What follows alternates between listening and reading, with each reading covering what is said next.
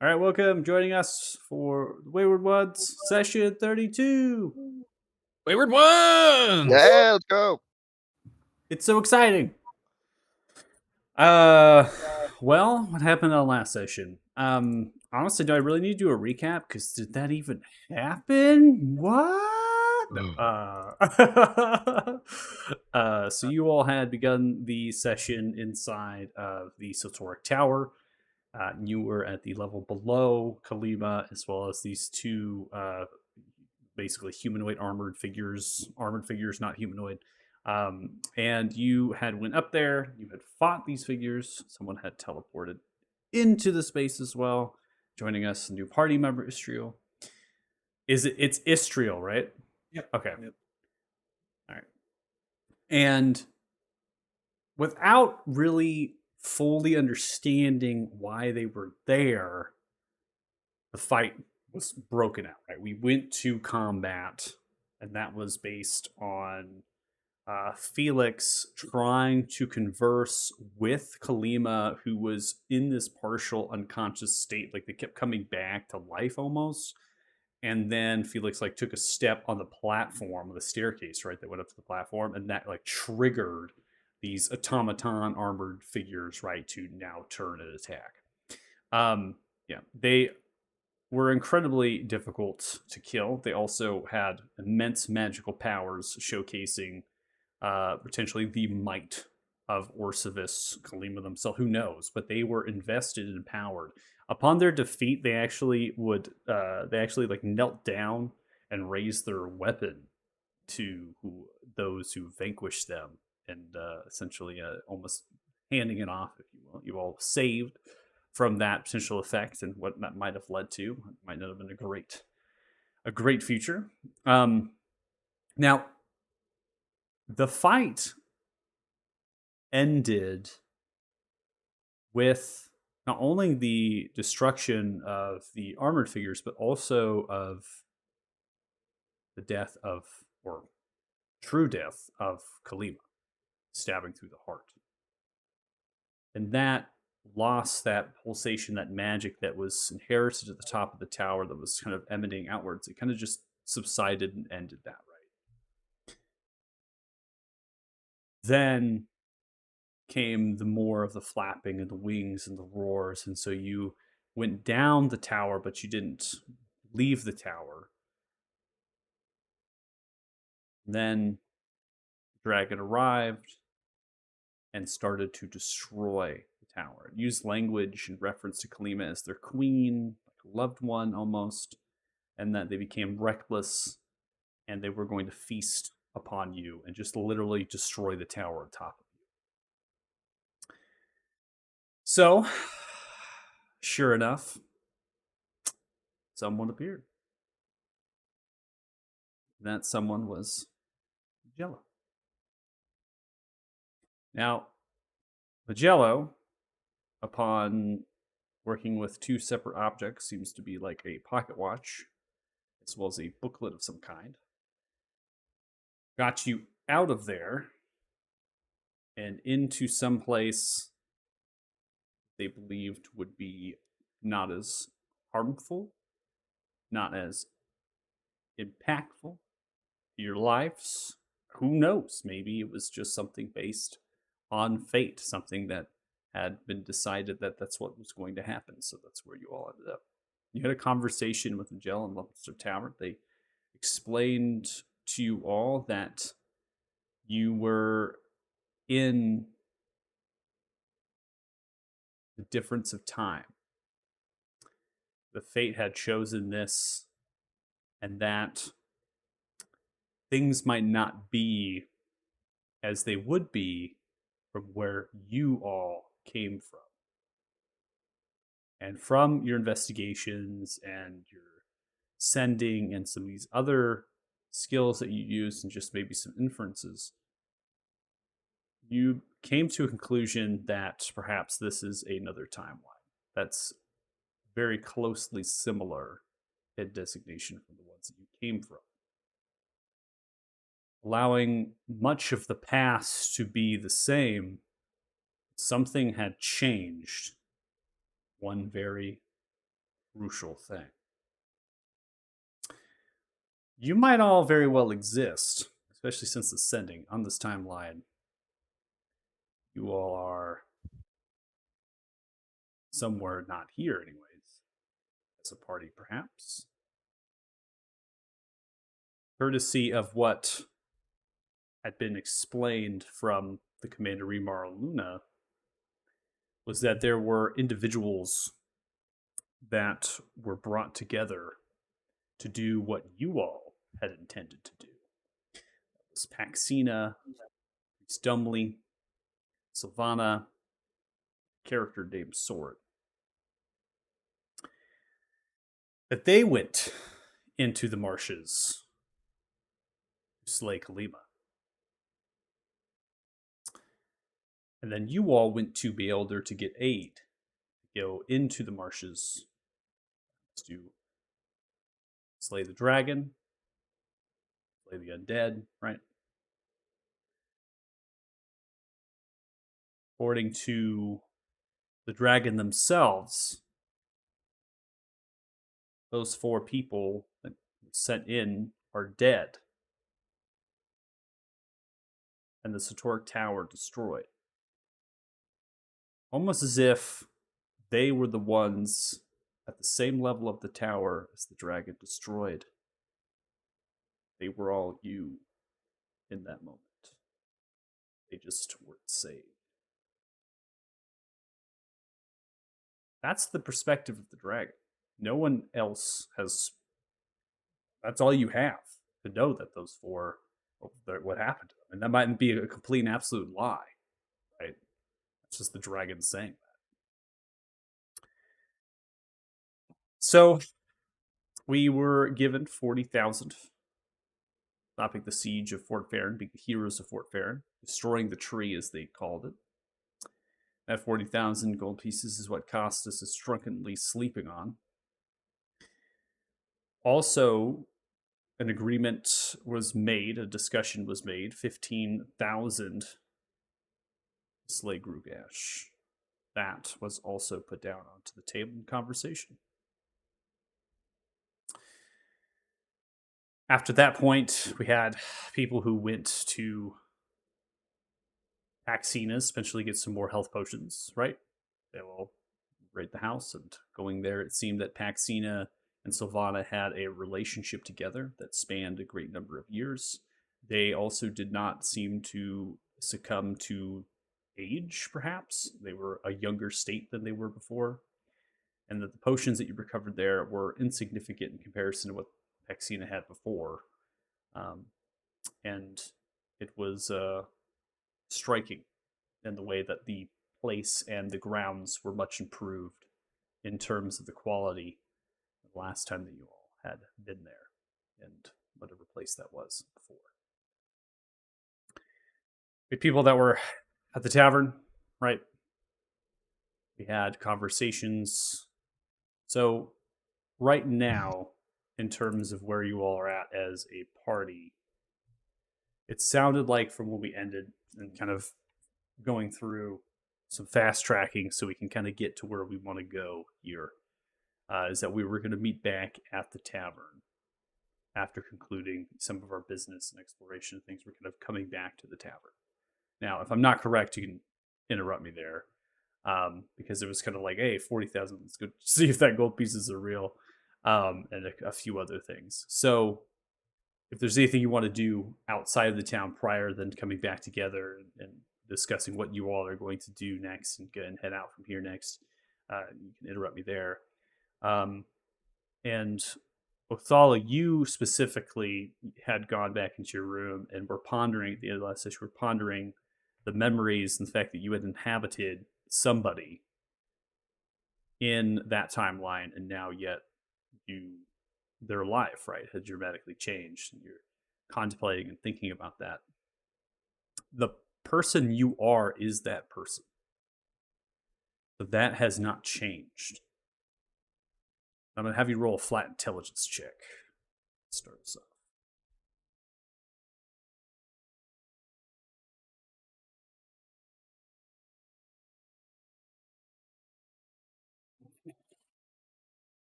So, as you're thinking about memories of potentially what's in the mind of this person before, there are some things that are different, suggesting that this person that you have inherited prior to is actually the person that has now in this specific space or place. So, to fixate a little bit, so you were put in prior to someone on the boat. That person is the same. So the memories there are as if that person is in this timeline. And so the memories of that person are different. But they're vague and fogged, and it's still the same as it was before, that you're overwhelming that and you're overriding that in your conscious and your mind. You are dominant in that. So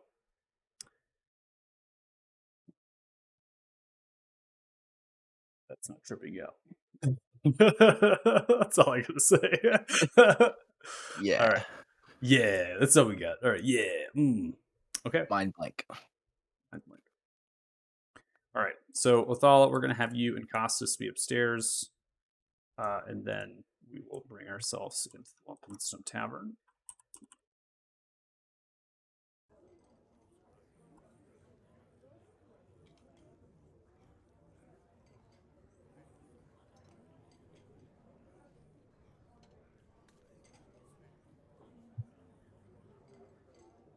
So we can fast track some things, opening it up.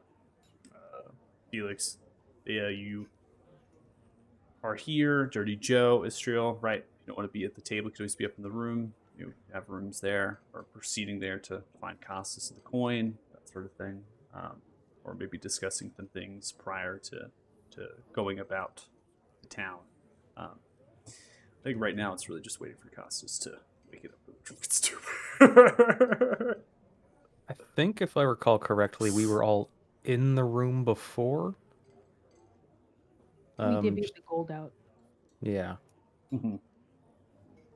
Okay, so yeah. So you had divvied the gold out and you were going through that, but I didn't know if that was something you all wanted to kind of go downstairs and now sit down at the table after divvying the gold out, leaving obviously the coin up there in the room, right after kind of handing it out, or if you all wanted to kind of stay up there in the rooms. I know Othala went their separate way into the room, and then Costas still.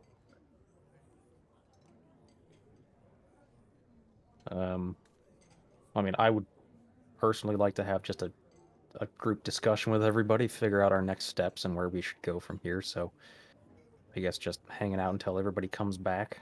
Okay.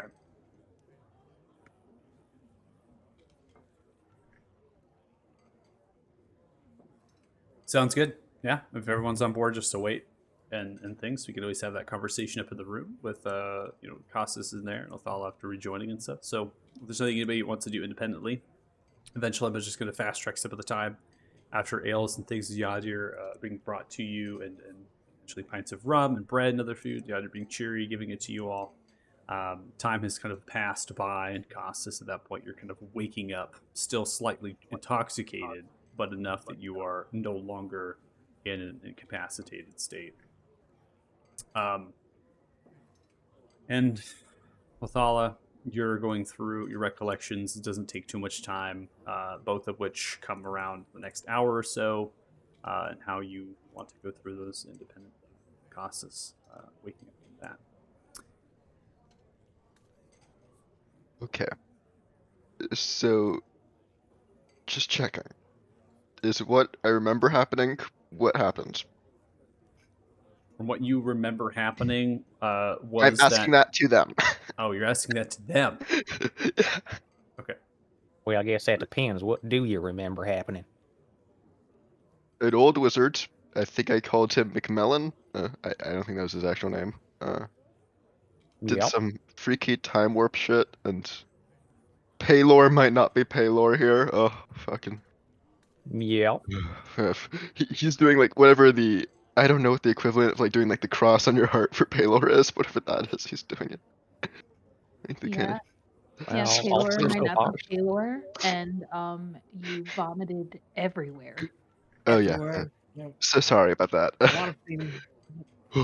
I mean, you I'm not- know, it's you go from almost dying to figuring out you might be in a realm with a different gods to like a wizard teleporting you and stuff. It was a rough day. Yeah. I No, understand, I man. get This it. is a I get it. Yeah. it's got to be the weirdest thing I've ever encountered personally. I've Oh been through some yeah. weird stuff before. I think I've almost died many more times with you guys in the last couple weeks than I did before. I've almost died more times with myself than I have any other time with myself. As for dying, shit, goddamn sure. I seem to be a bad omen for my own health. I have to think about that. We should fix that. Yeah, we probably. You know what? I moved to bet I could ask some priests to take a look at you. Maybe it's a curse or something. We I could. don't know that it's my fault though. That's the weird thing. Yeah, yeah. Like I was just coming out here for trophy hunting and trying to, gather a little bit fortune to the family name, and here we are in the middle of some kind of crazy wizard dragon magumbo with multiple worlds. I didn't even know there was more than one world before. Have we Ugh. considered the possibility that this is all just an illusion, and we're like been taken by mind flayers or something? Well, I don't think so. We all seem to be like hallucinating the same hallucination, and I'm it gonna couldn't poke all be Costas in my own right mind between the because eyes. Ugh. Just poke him right between the eyes. Consistently. No, you feel pretty real to me. So an Yeah, me illusion. too. So. You know what? I mean, There's I no could point in thinking use my that's. dagger instead, but I figured my finger would be better. Yeah, you know what? There's no point in thinking if this is an illusion, we're not breaking. It's way too sophisticated for us to break out of it anytime soon. So let's just roll with it. Speaking of rolling with it,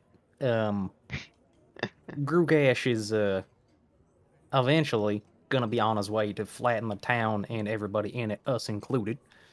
His words. So, what are we gonna do? Like round up a posse, go to the local commander, maybe ask the wizards for help? Like, what's the plan here? We gonna hunker down and try to fortify? I was thinking maybe I want to like work on making some items or something, but if just to maybe help out. But we don't know how much time we have. You're right. He could be here in the next hour. That'd be, if he that wouldn't exactly work well. I mean, yeah, I still got that dragon hide. I wouldn't mind giving my armor a once over if we have the time. I think Yeah. probably, yeah, just let all the guards and everybody else know that, hey, there's a possible dragon incursion a coming. So everybody post a double guard or something, and then maybe we can just get ready as best we see fit. I think we should also possibly evacuate some civilians.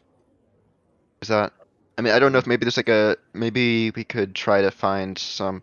I don't know. Maybe the worst case, maybe we make a plan. It's like if the dragon attacks, like as many civilians go to like some fortified location or something, so they don't get burnt down in their houses while we're fighting. Or I mean, I suppose. Wait. Does this one use fire? Are we suggesting fighting the dragon here? Well, I mean, it's Where coming to else? us. Like This is we might not have a best choice. fortification. We've just sent 4 people to their deaths for our own problem that we did not handle on our own, and you want to possibly destroy the livelihood and lives of the people of this town. Ideally, it Here's would the not thing. be here. No. Here's the thing. Grugash specifically said to me that everybody in this town was gonna die. He was gonna flatten it specifically. Now, if he was just coming for us, by all means, yeah, let's get the hell out of town and see if we can draw him out. But I think he would kill everybody here regardless of whether or not we were here.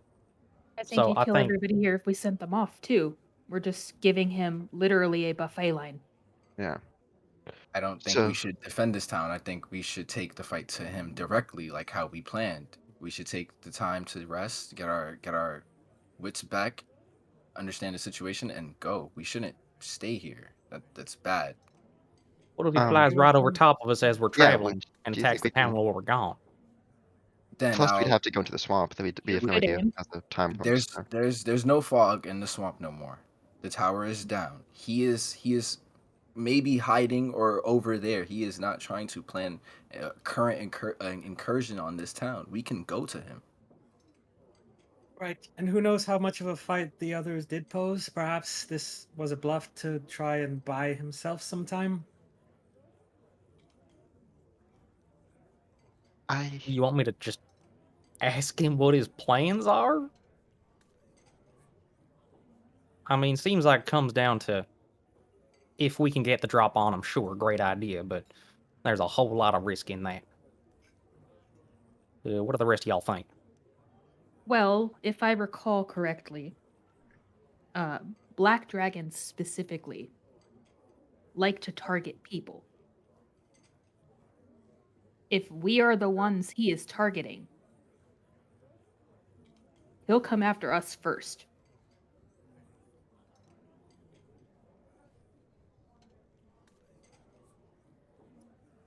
All right, that's an interesting factotum there. Further thoughts? Question is, do we We have have a- enough black dragon essence to fight him? I mean, I don't know where I'd find more. Like, I how got much do we have? mine.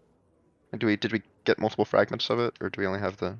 Not that I seen. I also didn't have any kind of weird messages beaming into my brain with them calling me towards them, so the only way I could see that happening is walking around in ever increasing concentric circles and see if anything pokes me at the brain, but that seems like a big old waste of time at this point. Yeah, that's Mhm. pointless. But my idea is that if the town doesn't have, I mean, I don't know how much we're gonna do with one fragment. Maybe you got like a more complete fragment than we started with the white dragons. Like you already have a completed one, or like you already have like one that's like 3/4 of the way there. I don't know. But the town, if they don't have that, will they even be able to harm him if he does come here? So the question is, if we leave this town, he might target us. That's right. But you said yourself that he also did mention this town, so this is one of his targets. So what if he can't find us? What if he just decides, you know what? I don't want to fight them. I'm just gonna go have a buffet at the town, get the easy food, then come back here. They won't be able to do anything if they don't have the essence. At least if, again, I don't know if we fought him. We haven't fought him yet, so we don't know if it's exactly the same as the White Dragon. But it seems to be like, from what I've heard from like you guys talking about it, it seems to be like if they don't have the essence, they aren't gonna be able to do a whole lot to him. So like, if we leave, this town is basically defenseless. All they can do is shoot arrows at him and hope it annoys him enough that he walks away. That's really. So, guys, refresh my memory. When we were fighting that frost dragon up north, I mean, there was all kinds of crackling purple energy everywhere he went and everything he did, right? Like Mhm. all the times that we encountered Grugash, I didn't see none of that kind of stuff, right? Do y'all remember anything like that? Maybe he don't have the same defenses. I Have saw it we on encountered Grugash, Michael? We We have not. haven't encountered him. We've I mean, we seen, saw I his think, his tail tail, coming in. one tail, but we haven't shot any magical energy at him or attacked him at all. So I don't think we would have seen that regardless. How Um, many pieces? Remember for yours? For mine, I have 3. Rudy Joe, how many pieces have you found? Just the one that I started off with. 2. There Do was I? a I there gave was you like one. a locket You have that had found. a black gemstone. Oh yeah, that's right. Mm-hmm. I don't think I ever put that together. Did you? No, I remember we were gonna go. We were about to sneak up and go into that battle, um, behind Fort Farron, and I specifically said I wasn't gonna touch them. That's correct. All right, guys, I'm gonna go into the other room here and try to attach these and see what happens.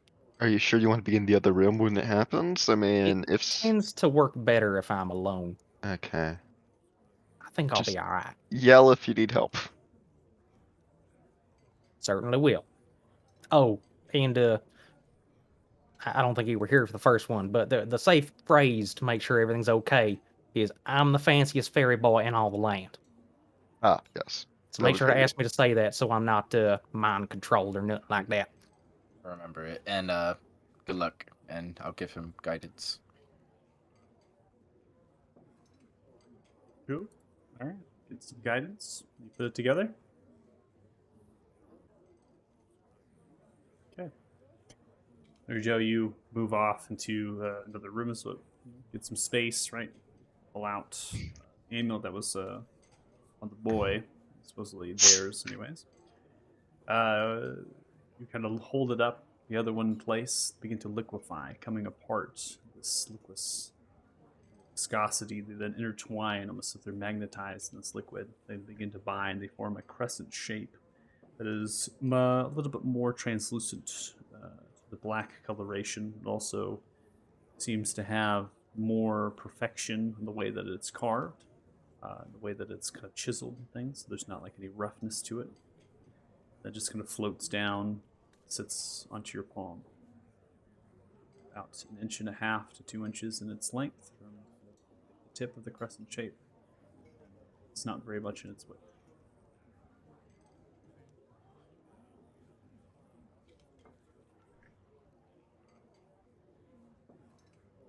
Try to talk to Grugash again. Make an intelligence saving throw.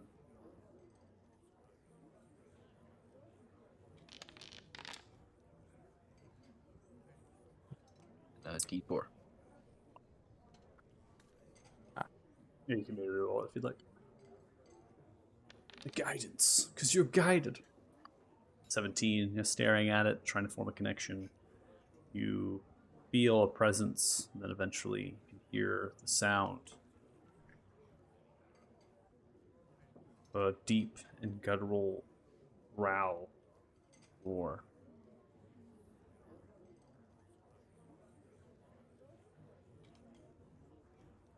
Hey, buddy. What you up to? It's you. Ugh. God best. Connection's gone. Yeah, no, just wanted to see what my old pal was doing. Where ya at? No response. How are you feeling today? Nothing. All right, I'm gonna go back to the other room. Okay. I'm the fanciest fairy boy in all the land. It's- Well, it worked. I don't remember you said that. And, well, I tried to get in touch with Grugash again. He just kind of told me to piss off. Yeah, I don't know. All right. Othala, you have your stone. At least, again, I wasn't here for the first dragon. I don't know too much how this works, but like you guys talked about it a bit, so I think are these fragments attracted to each other? Maybe. I mean, what are the chances that you guys just stumble upon 4 different pieces to this, like multiple different pieces? I don't know. Actually, yeah, how many pieces have you found? But I don't know. What are the chances you just stumble upon these like random things in lockets? There has to be some kind of fucking magnet thing to them, right? Like, I'm trying to remember as me as the player, trying to go back 30 sessions. If I remember correctly, Michael, there was only one time where I felt a pull, and that was when we were traveling through the mountain area. That was like the only time I felt a pull necessarily. Yeah, so to be honest, Costas, not too sure. Magnetism is the right word for it. I felt sort of a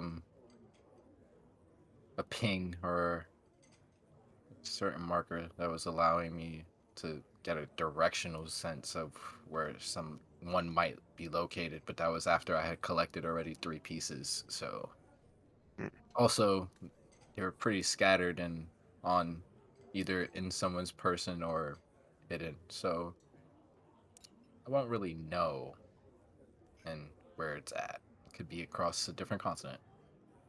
yeah, I don't know. It's just. I don't know if this guy's gonna come for us. I figure maybe we could give that a shot. See if we could focus on it. See. Again, we don't know enough about these things. But We were already planning to go fight Grugash, but what, 3 hours, 4 hours ago? It's not any change of a plan. We can still handle this. I know it's just okay. Yeah, you mentioned something about essences and not being able to hurt it. Well, there's these dragon essence are supposedly weapons against the dragons. I used it before on Ethrin, the white dragon, and I was able to cause a sort of frightening effect where he was afraid of me and didn't want to get closer, was sort of retreating. But Damodar has manipulated it a bit to where these dragons have these energy fields around them that somehow counteract our essences, and we're not really able to use that ability. It's difficult to pierce through. It's a barrier against attacks, and it's just a very defensive ability that Damodar came up with. So if we're gonna attack the black dragon with a black essence, we're gonna have to try really hard with it.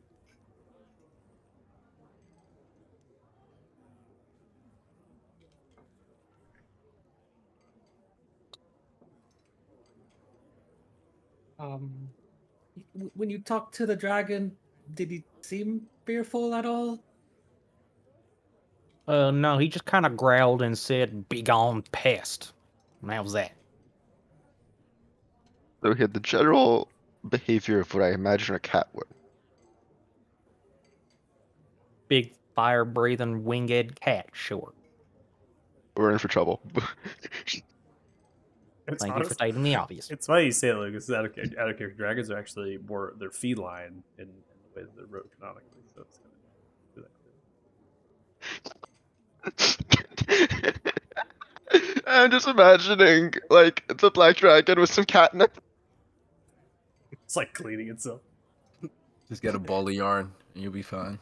There's a question. What Laser would pointer. dragon catnip be? Gold? Halfling green. Chosen ones. Chosen ones. We need their corpses to Oh, roll God. on. Oh man. So seems like he's pretty mad at us. He could come pretty soon.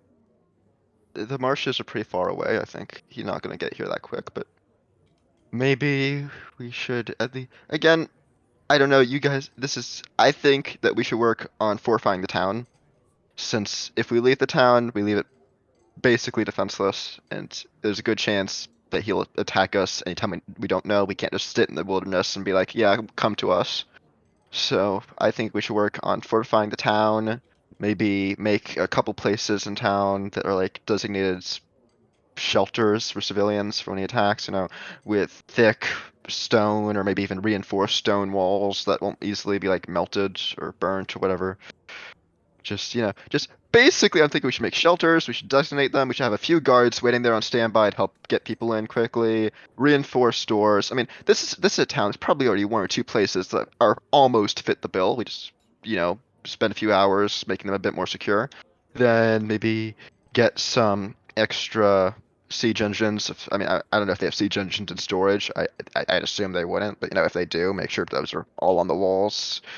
Maybe we could try tying some ropes to the ballista bolts, try and tie it down with the ballista bolts. I don't know if we could do that, but the rope ballista, try and make just tie it to the ground. That'd be, again, I don't know if that'd work, but that sounds like a fun idea. Are you still drunk? Your Quite mind possibly. is fascinating. He's not wrong, though. We do need to let everybody know that there's possibly going to be a dragon coming. That was possibly the only thing that was correct that he said there. But Hey, what's wrong with shelters? Well, the us doing it part. Well, I mean, we don't need to do it ourselves, but we can tell the commander about it. Maybe pitch a few ideas. He seems to trust us. I mean, again, there's a giant dragon coming. I don't think that they should just stay in their homes. The homes will be. I don't know. Again, I don't know.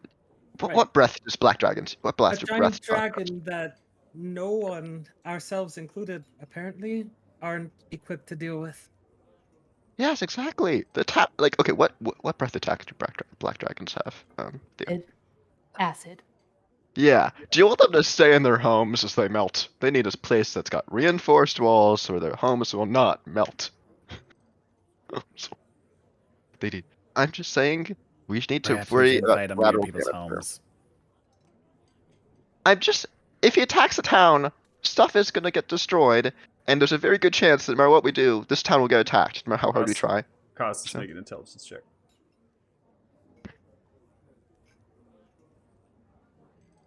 Hint? Okay. 21. Exceptional roll. There is nothing worse than being a rat trapped in a cage. So your strategy of we're going to make shelters and put everyone in there and trap them against a possibly an unstoppable force would mostly assume their death. Thing is, would it be better to run away from something that can fly?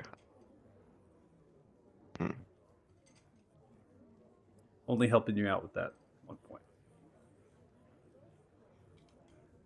This is Okay, why I'm maybe not bringing up. shelters then. This is why I'm bringing up my thing of we should go straight to Grugash like we had originally planned, because it's gonna be hard to fortify and protect the people of this town. Also, where are they gonna go? There's also refugees in Othema. Do you want to send more refugees to Othema? So, or we send them down south or Norfolk. There's nowhere for them really to go.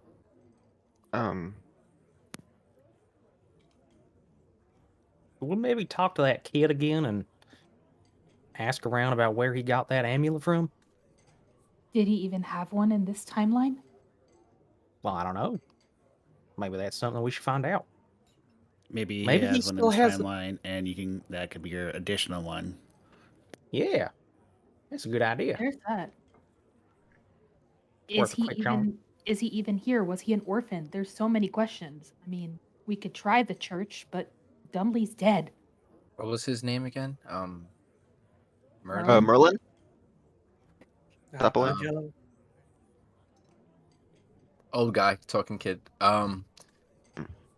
Yeah, Merlin. I think. Should I reach out to him, or we should check the church first? Because Is there a check way the for church you first. to just find out where he is without talking to him? Because for a child, voices in your head can be kind of terrifying. He was Well, raised in pretty church. normal He to me. might know about Andrew. Again, that was the Merlin we knew. We don't know Alright, anything about this world's Merlin. Hmm. It's the same if they're different. Possibly. I don't really know if I can. All right. Try a divination. It's really I can't really find a certain person unless I'm speaking to them. But I can try to see if I can guess the future and see if we actually find him. Know if he's here. Wait, actually, can you use that to locate objects? Because if this world Maybe. has an amulet too, Did you maybe try to locate objects on fragments? Did we? It's no, it's the a fragments try are that guarded before? against divination magic. okay. So But it's the amulet it's attached to might not be.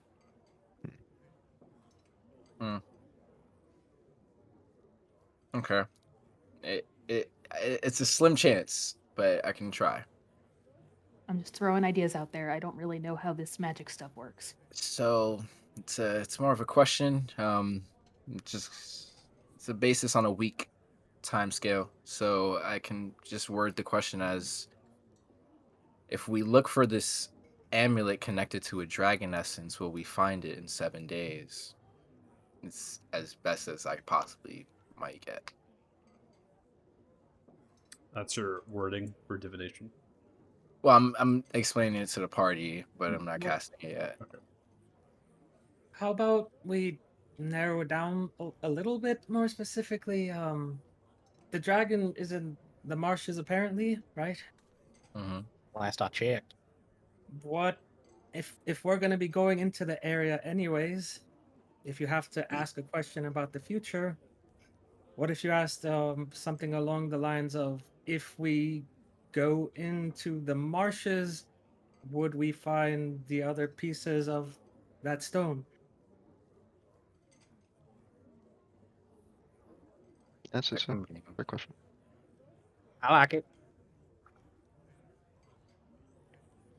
And while you do that, Joe and I can go to the church and see if Merlin is there. Yeah, so I'll ask that question then. Meditate and sit and ask that. All right. How specifically are you?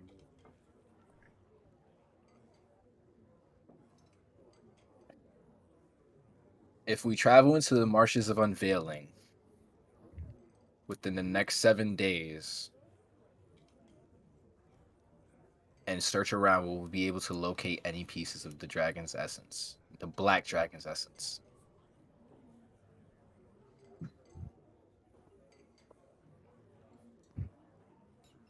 Okay.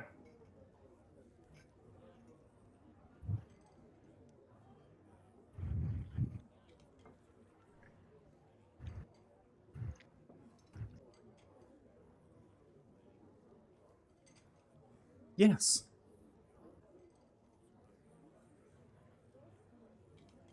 I got a yes. Oh, really? That's not vague at all. All But right. it worked. Okay. Let's go. Do we Should leave we go? today? Tomorrow? Let's go pay the kid a visit. See if if he's even here. Okay. I mean, it's only a short walk over there.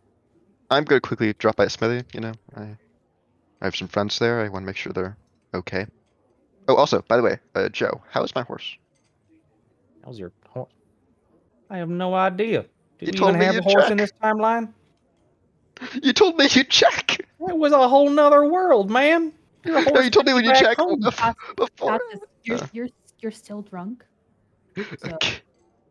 yeah, You told me you'd check the night before when I was going to sleep. Okay. still drunk. If Uh, I see your horse, I will make sure to say hi. Fine. Yes, then I'm gonna go check on to see if my horse is in this timeline, and then I'm gonna go see if the twins are also, like, if I ever met the twins here, you know. They're nice people. I want to make sure that they're okay, and then I can Okay. So you're gonna go. You're gonna hunt for your horse.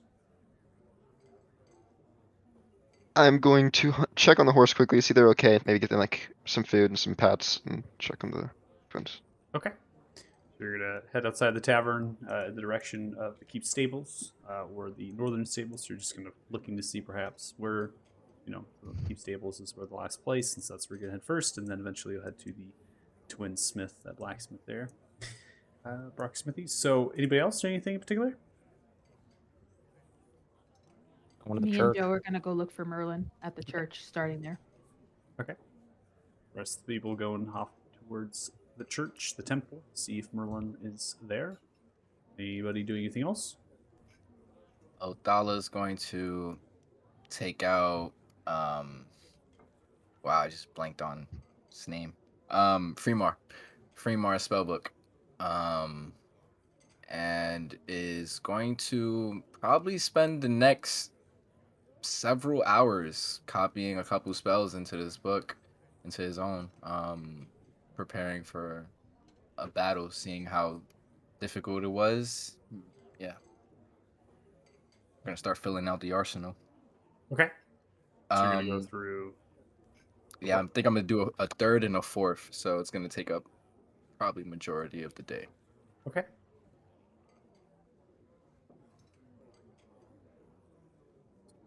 Yeah, that's a lot of time. Yeah. Yeah, I'm pretty much just gonna be studying the whole time.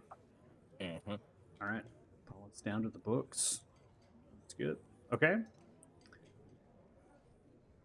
So let's start here. Transition back to this map. Ambiance. We'll start with Costas.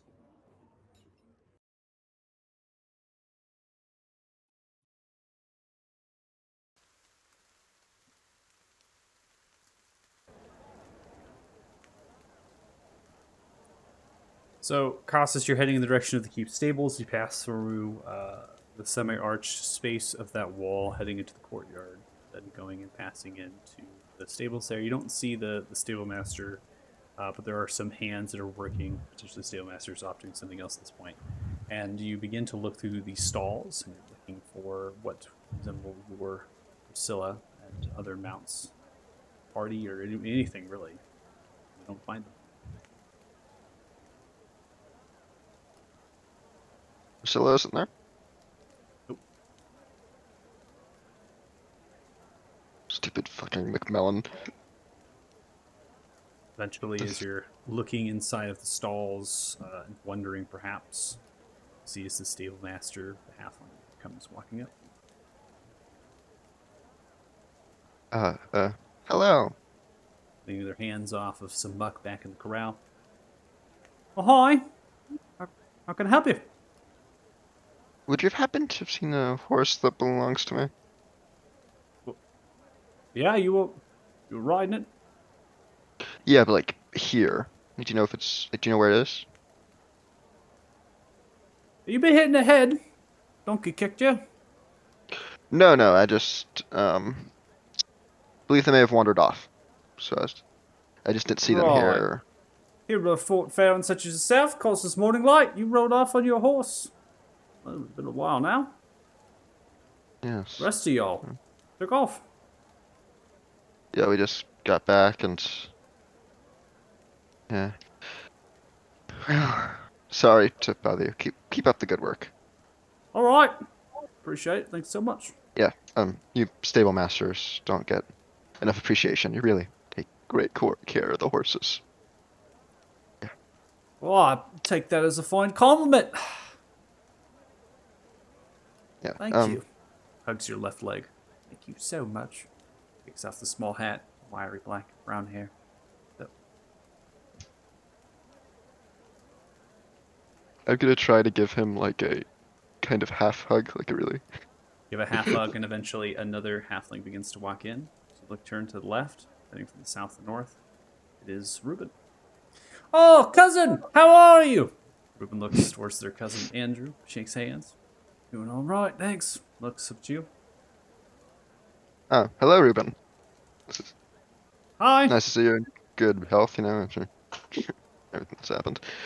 Well, I'll be off. I have some things to attend to, but all of you have a great day.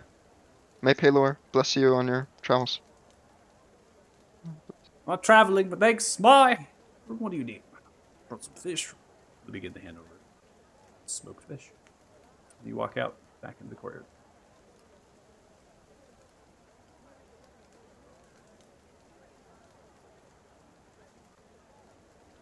Nice to know he's alive. Made it back in this time. Made it back in this, whatever the hell this is. I see the twins are okay. Okay. Head over now towards the smithy. The rest of you, most of you, go ahead towards the temple. As you see the double wooden doors of the semi-arch are open, metal reinforcements coming inside. You can see the balcony overhang at the back, kind of where the entrance is, and then the pews up in front. Go ahead and kind of configure a little bit of a small crowd, because that's what's inside of here. People are kind of inside of the pews, just praying and enjoying themselves, talking, some ales. Tankards are being passed around from a few kegs that are kind of cracked, and there's the altar at the backdrop of the door that is in the corner of the back right, and that leads into two staircases, one down, one up, and the back door going towards the garden.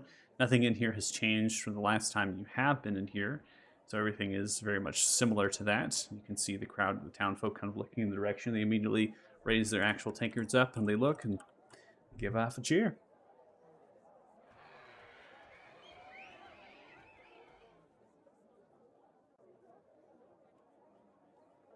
It was Fort Varon! Yeah! Yeah, should we just ask around or not draw more attention to ourselves? I think we have enough attention already. just- I'm scanning the room to see if I see Merlin. Okay, roll perception.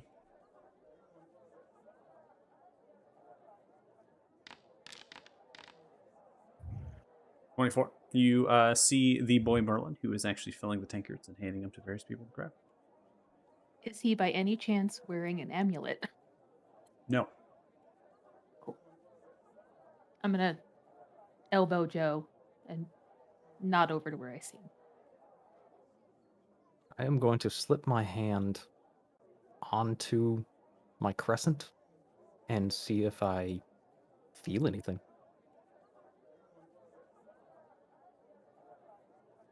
You don't feel anything. Well, I'm going to keep it on there and, well, let's go talk to him, I guess.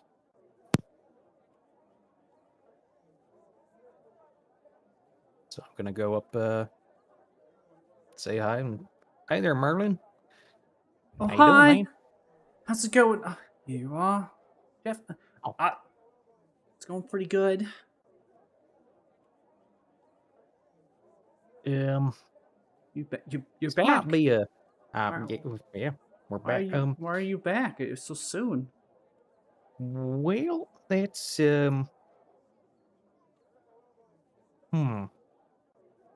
there was something that occurred to us, something that might be important for our future endeavors. I heard some kind of mention of some kind of an heirloom or amulet or something that was around town. Maybe you had seen it. This might actually be important for town defense. Is that ringing any kind of bells? What? Well, I don't know. It could just be hearsay, and I might have misremembered. But did you ever have any kind of an amulet, or did you know anybody that had any kind of amulet with a black gemstone or rock or something with it? Yeah, I had one. Had one. Yeah, I gave it to you. Oh, that's right. When in the forest, right? No. See, Joe got hit in the head during the last Oh, fight. I'm a little last woozy. fight. Yeah, Oh, I'm it's still sorry about coming that. back. No, you all saved me from that hideous creature, that hag, and Ivana, Paxina, and Dumley. All together, you all helped me out. That's right. That's right. Okay. Yeah, it's another thing off the list. Thank you so much, little buddy. How are things going around here for you? It's going okay. We're doing our annual Weir Ale Day at the temple. Invite everyone into town to get some ale. Talk about the good business of the sun god Palor. Always did. Indeed. Mm-hmm. He has been kind to me. Well, thank you very much, and thanks again for the ale. Praise Palor. Okay. Praise Palor. Blessings Bye of now. light be upon you. Bye. Oh, wait. Oh, one more thing, because again, memory's a little fuzzy. Where did we say we were heading out to? You all were gonna head to the Elder and get aid. Kill the dragon? Right. Yep. Okay. Yep, that checks out. All right. Thank you very much.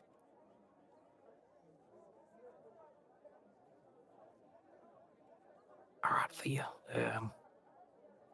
Looks like some things didn't change. Yeah, and I guess there are still more of us out there. So, This is very complicated. yeah. I don't like it. Well, I don't okay. like Well, not feeling smart. all right. I'm gonna try to pull her outside so nobody else can overhear us. Yeah. Cruise through. All right. So, from the sounds of it, the other us's are going for backup anyway, and they're gonna try to take care of Drugash. So, in effect, that is the plan B. Mm-hmm. So, maybe we should just head out and see if we can take care of him first. What do you think? That's not the worst idea.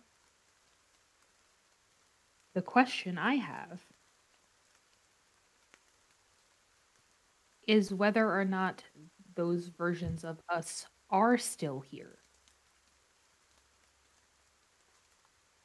Well, Merlin just said that we left, So did Yadir. so I'm guessing they're on the highway headed the other direction. I don't know how magic works. I don't know how time travel or interdimensional whoosy whatsies work. But something is telling me that you can't have two of the same thing in the same place at the same time. Maybe. But on the other I hand, mean, I can't think of why not. like I told Felix, if I saw myself in front of myself, I would kill them. See, that sounds like more like a personal problem to me. I got no problem hanging out with another dirty yes, Joe. but partially, imagine how jarring it would be. I don't know, man. Out all the weird Run stuff going into on, you. we would just form a dynamic duo. Dirtier Joe. Yeah, Pluralified. dirtier Joe. Dirtier Joe. Dirtier Joe. Oh, jeez. Dirty Joe is not your real name. I mean, why would you would have assumed that that's my legal thing when I was birthed? It's not like Joe's my middle name and my mama said, your first name shall be Dirty. I mean, of course, it's not my real name. That's just what I'm called. Okay, Joe.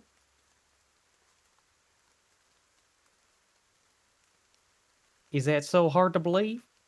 Yes. Why? Have you met me? I mean, okay, point taken, you're suspicious of everything. Usually with good reason. Yeah. Yeah, pretty good reasons. All right, Thea. I'm going to live it with you, because as far as I'm concerned, you're the most trusted person I have in this continent with me right now. Nobody back home calls me Dirty Joe. Oh. I call myself that because I hate my real name. See, my mama, when all of her kids were born, she had in her head to give us every advantage that we could to make us into a more posh and wealthy family. So she decided to give us all highfalutin and posh sounding names, which in her mind just meant making us sound really kind of poofy and effeminate, in the hopes that we would acquire some high-born graces and airs. So my given name is actually Josephine Aramita Chesterfield Buckwilder, which I try to put behind me as far as I can. And if you could just kind of keep that to yourself, that would be much appreciated. Insight check. Oh my god, tell us all. Okay. So, insight.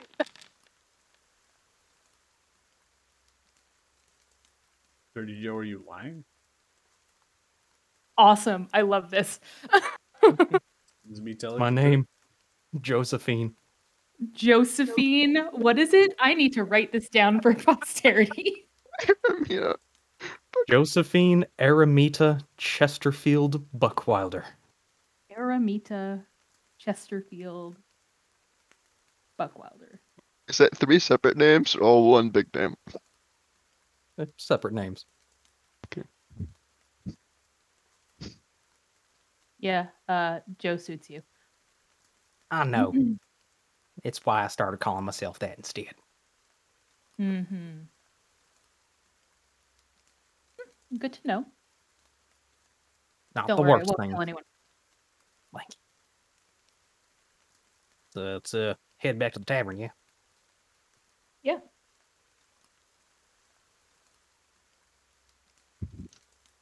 Okay, we're heading back to the tavern.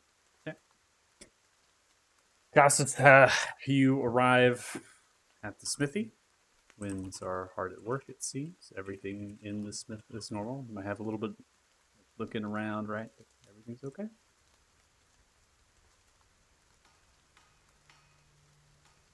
Ah, hey. Walk in, to cover your ear from the rain. Twins notices you. Comes around. Hey, So how have you two been doing? Like, ask a little bit. we're doing all right. How you doing? I've been doing very well. Actually, just had a couple questions for you. Um, so how much were those ingots again? What do you mean? I believe you had some steel, and I was wondering if I could buy that. How much would it be for that? You okay? Um, quite possibly not. I fell from my horse in the forest. You know, I Fell was from your wearing a helmet horse. and everything, but it's still I just did you sell me? Was it different smithy? I feel like you sold me some steel ingots at some point. The other twin comes over. No, we did. Bought Yeah. pretty much our whole stock. Oh wow, you don't have any more. Well, we have more, but quantity like that, obviously, we're very surprised that you wanted even more. How many did I buy again? I want to say 60 ingots at least.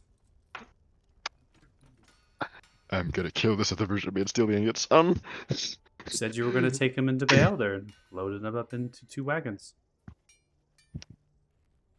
Yeah, so 2 wagons on the way to Bayalder. Got it. Yeah, that's good to know. What was the going price per ingot again? I wanted to. Well, I just need it for my we records. gave you a special price on it, but are you just fixing to just buy 1 ingot?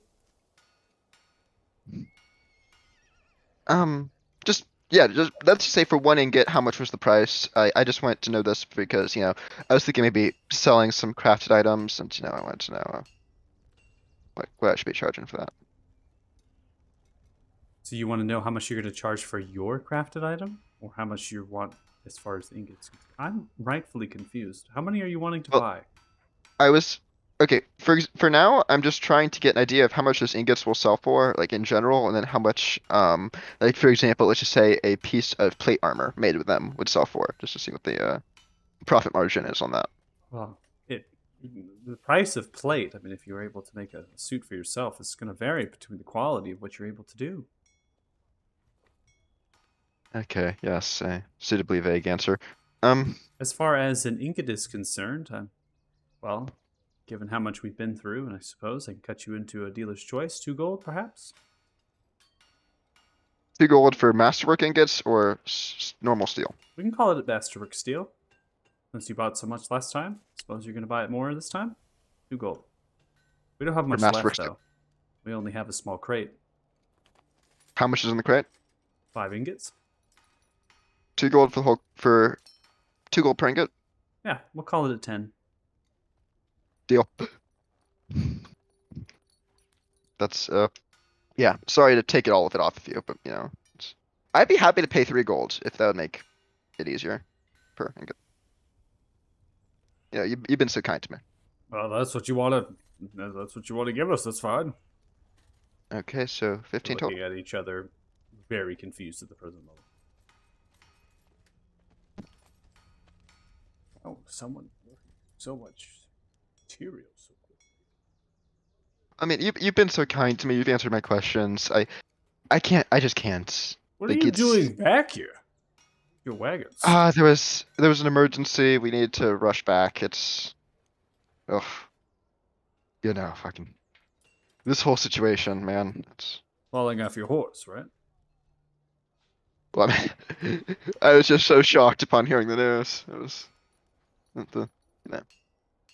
just took a tumble.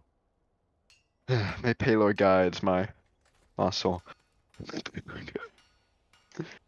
Yes, so All right, 15 gold then. Get you this crate. 1 moment. Just to shuffle out. It's supply area, that one side of the blacksmith, the northern side in particular, just to funnel through the supplies and things. The other twin just stares at you.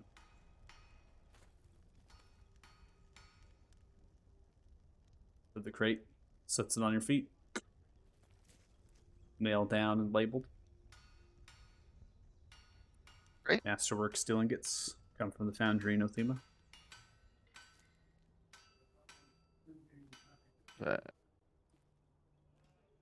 Hand over the coin. Yes, I do. 15 total. 5 ingots in your inventory. These things are heavy. Is there anything else I can do for you? It's okay if I borrow your forage anytime, right? Or is that, like, can I just borrow your forage? Do I need to? Like, do you mind if I my forge at any time? like? Do you mind if I come in like craft some things in here? I won't be borrowing materials, but like just might need your furnace or an anvil if you guys have a spare. That's I mean, maybe not sure, anytime. if you're fixing to make something up, I don't see why not.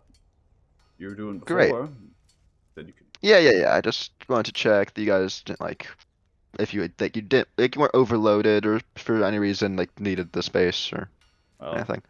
no, hold down for law, and the soldiers, they've already marched through a while ago. But yeah, just I'm trying to be all. polite here. I'm not gonna assume that you just let me use your forage. It's the Well, craftsman's forge. That's what we agreed upon. You entered an apprenticeship. Yes, I did. Okay. You said you wanted to work on your smithing skills, and you crafted a few things. I was impressed. I said you can use the forge anytime. I'm just confirming. I don't want to.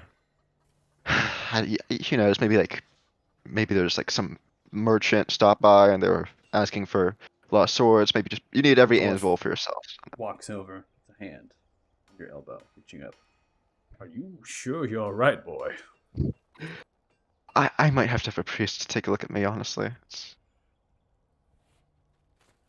You have a fever or something? Gets to reach up. I don't believe it. I don't believe it to be a fever. All right. Well, Well- let me know. You're gonna be working the rest of the afternoon here. I'm gonna stop by with the rest of my party. Then I may come back. They may be in a rush. They always have places to be. Yes, 1,000 blessings, Palor upon you. Thousand blessings of Palo be upon you as well, boy. Feel better. Just turns around. The other twin just stares and then turns around. They get back to work. Oh.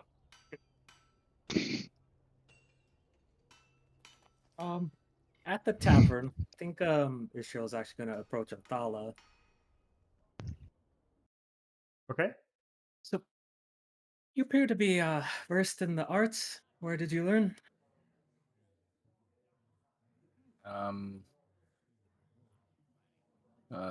Place. I'm sorry. It's hard to remember. I know it's in Faerun though. It's not from around here. Interesting story. And what is it that keeps you motivated to learn more? I just want to go home. It's really simple. It's just it's hard getting there. People to get back to. Yeah. See. Well, Why do you study magic? well, started off as a more of a hobby, but eventually it just became a job. So I do have a bit of experience with it, and well, I could use something to slow a racing mind. See, do you think I could assist you in your studies, at least today?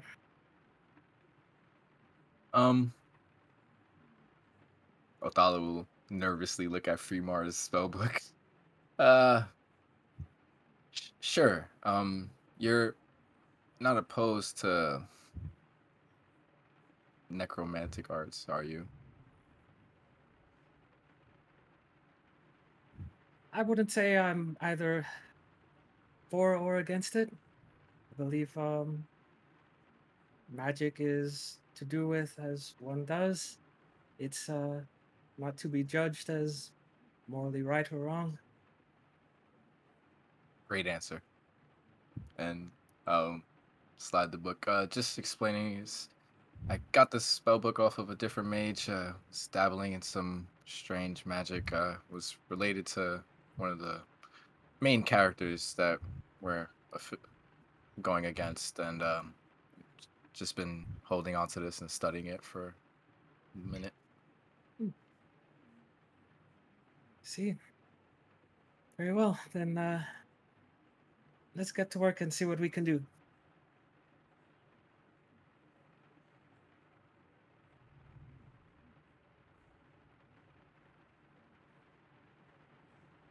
Okay. Working together here. Okay. Interesting. Wizards unite! Power to the wizard! Okay. So, both of you working off the same spellbook in terms of the spells and the things, and working off of understanding. So you're, Othala, you messaged me. You said changing the spells to 2 3rd level spells. Yeah. Okay. I'll copy. So you're giving access to Istriel, what's inside of Green Armor Loosebook. Okay. I will send. That is Have what fun. the spellbook contains. I DM'd it to you. Okay. So you both have that. And obviously, there's a good chunk of time here in terms of the day. You're starting off at noonish, right? And then you're compressed into the night. And that depends if the party's heading out in the morning or when they're heading out. So.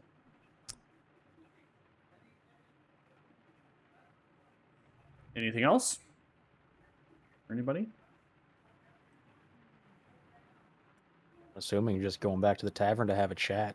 Okay, back to the tavern. Okay.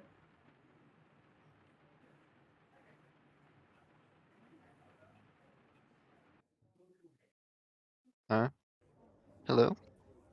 Hello. So, do we leave tomorrow morning? Today? When's do you have any plans for that? I mean, all right. So here's the lowdown. Here's what we figured out. I think we should all lay everything on the table. The other us's also got that amulet that we got in our timeline from Merlin, and they apparently headed off to see the king. We've had a few different people corroborate that story, so I'm assuming they're still out and about in this world. Maybe we'll meet up with them sometime later, maybe not. Who knows? But we got the 2 pieces that we got. They're eventually gonna go get backup forces to go try to slay the dragon on their own time. So, I mean, I suppose we could preemptively head them off, go into the marshes, and see if we can kill them ourselves. Othala, what you mentioned you were gonna try to divinate some kind of answers for our undiscovered quest. What'd you find out? That if we travel into the marshes within the next 7 days and search around, we'll be able to find another black dragon essence for you. But that's Well, assuming we take 7 days, and we don't know when in those 7 days. So Could be day 7. either way, that's actually very promising. it is. Okay. So do we all like the idea of going out and seeing if we can dig some of them up and take Rugash on ourselves? One one- thing I one- would like to mention is the other group just left for Bayalder recently, and they are likely traveling very slow. since I've gathered that they are carrying around carts upon carts of ingots. So they can't be going very fast. That's. If Wait. Why are they bringing carts upon carts of ingots? apparently I bought a lot. Apparently the other me bought a lot of steel. That tracks. Okay, that makes Yeah, sense. they were giving me an amazing deal, like 3 gold per ingot by Paylor, man. How can you refuse? I- But Mm. anyway, yeah, they aren't traveling quickly. They only just left recently, like so recently. In fact, they're asking how we're back here. They probably, I don't know. Do we have an exact time for when they left? Speaking of that, a lot of people keep asking why we're back here. The Yeah. sooner we leave here again, the less questions we have to answer. I'm thinking, what if we take the path that the other us took, head to Bealder? Maybe we actually try to communicate with the dragon as we're going and tell him where we are, so that way he doesn't attack the town. And if the other us are here, we can meet up with them, and double trouble. Or What the fuck we are we could. doing here? No. Like, why are we trying to outsmart this? Let's just go fucking find him and kill him. You guys killed Ethan without all of your pieces. Well, the thing that worries me is we have even, from what I understand at least, we have even less pieces than Ethran. And But we're also, gonna find some if if we go out. I think we should go. They're the backup plan. We have a whole nother team of us that also kick ass, and they're gonna have help from the king. So if we fail, some of this world will be saved at least. And besides, we already know that we're gonna be coming across more of these pieces if we go into the swamp, thanks to our wizard buddy here. Yeah. I think we go. I mean, And yes, I agree with going to the swamp. I just wanted to put it out as a possibility, since it's quite possible that these people disappeared or something upon us coming to this world. And if Are you so, a servant of Damodar there, Costas? Trying to like derail us at all turns. I'm not the one. Well, actually, I did have lunch with him. Rankmore is the one who tried to talk to him. Okay, that wasn't me. Hey, you can't blame somebody that's not here. Okay, that's kind of fair. I mean, I can't blame him, but he can't defend himself. It's a bit underhanded, I'll agree. Yes. I think the point Felix is trying to make is there's a lot of excessive talking right now instead of doing. To be fair, excessive talking is kind of my forte. Yeah, Yeah, we maybe that noticed. should be curtailed a little bit. Okay. Oh, Anyway, no, you're great at it, Mr. Costas. But I'm just saying, to what end? What are we going to accomplish? I understand, it'd be cool to have double trouble bad guys, but that could cause more problems than we want to deal with. We can handle this. Hopefully we go Okay. find the stone, and if we don't, we do the showdown. Well, And anyway, if it becomes overwhelming, we run away.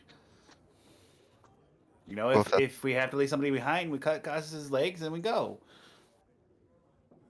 I have to say now I'm regretting I took that blow for you in the last fight.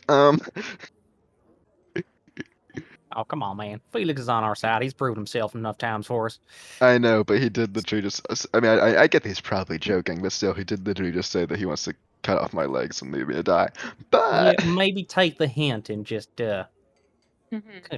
just stop derailing yourself here. So, guys, fine, we okay. can we just get a full night's rest, gear up, maybe buy some more boats from the halflings in the morning, and head out? Why do we want boats again? How many times are we gonna ditch those boats? It'll be faster. I mean, they weren't that expensive. Let's be real, and they gave us so much goddamn gold for the last job. Also, did we even buy boats? Because the last party who took some boats wasn't us. Well, what I will say Yeah, is I'm that down. Fuck it. We'll be the if the boat. Alright. marshes aren't as marshy anymore, maybe we could use horses this time. I believe there's No. still marshes. There's just no fog. There's just no fog that makes us very confused about going around in circles. All right, so we'll get a couple of boats, and Costas will use his horse to go down the river. I'm just saying that if they're now like plains or something, but They aren't so marshy. I can't right now. That's that's funny. okay. Anyway, then. Okay, so boats. I'm gonna go work on some stuff if we have the day. See you guys tomorrow morning. Then I'm gonna head towards the smith. Bye. Should we Would just I leave be without him? able? I'm sorry. Go ahead. I said, should we just leave without him? No, he does hit stuff hard when he's in the right That's mood. Hard. true. He is a great meat shield. I know. Never mind. Forget I said anything. Would I be able to use that dragon scale stuff to upgrade my armor in an afternoon? I forget where I was with crafting. In an afternoon? I mean, depends. Let's see. I invented a brand new spell in the afternoon. I mean, I already have I have the components. I have the armor. I was just gonna Yeah, you have the components and you Stick it have on. the armor. Let's see. Oh yeah, before I leave, this is a bit out of character. I like to grab 1 or 2 more ingots from the bag. You're gonna what? Before I leave, I'd like to grab 1 or 2 more ingots from the Okay. bag. Okay. So, out of character, let me get this straight. So, we just had a conversation that this town is going to be decimated by a dragon in some arbitrary, could be soon, could be long time frame. Costas has proceeded to take upon themselves to say, I'm going to be crafting, shifting entirely away from doomsday prepping this town. They're now deciding, hey, you know what? I'm just gonna be smithing away when this happens. Honestly, I Hey, don't. At least somebody will have part of a plate armor. Part, yeah. And No, also not good. not counting the fact that your party wants to leave potentially now or in the morning. I said the morning. You have walked away to do It's your gonna take us crafting. a while to get back there again. Why don't we start now and then camp out in the wilderness? What are we doing, guys? They Shit, said the it's 3 morning. o'clock in I the have the afternoon. We didn't do anything all day. Nobody said the morning but you. No, I said Joe the said morning. So I mean, do we want to take off now? out of that's out what of we did character, last so time. I'm gonna retcon Costa before you leave. Right. I'm just gonna state for the record. I know everyone's pretty thrown through a loop. We're all have our minds jumbled around from what happened last session, but there is truth in what has been said. That there is an emergent threat. That threat does not change if we go crafting. It does not change if we get boats or if we get horses. Like it does not change that is an emergent threat. Okay, that has been made. You know, we have a timetable. There- We don't know what that- that is, but I mean, we it know that seems he's like we're- eventually going to come and attack this fort, right? So why not take every hour that we have and make the most of it? Well, it seems like we've kind of it looks like people were giving up on fortifying the fort. I suggested that people gave up on it. I'm like, I don't okay, care we're about going to go. fortifying the fort. I'm saying don't craft. Don't do anything else. Let's leave. Let's go. Let's try to get this piece and do the fight. And then afterwards, when the threat is no longer imminent, if you want to craft here for like 3 days, you got it, bud. I mean, Joe said the morning. No one objected. So I'm like, okay, we're leaving in the morning. I got the afternoon. Let's go make a shield. No, and if that is the group and party decision to head out in the morning, then so be it. However, Okay. right? However, that needs to be a unanimous decision. We all have to agree to that point if we're not going to head out immediately here. So, so Costas, you can go start working on something. If we're not heading out until the morning, obviously. Okay, yeah, I was in the Right. plans for leaving in the morning. With all of Israel, right Mr. there. Joe, I'm totally your call, but what benefit do we gain for waiting? I'm just not sure about that.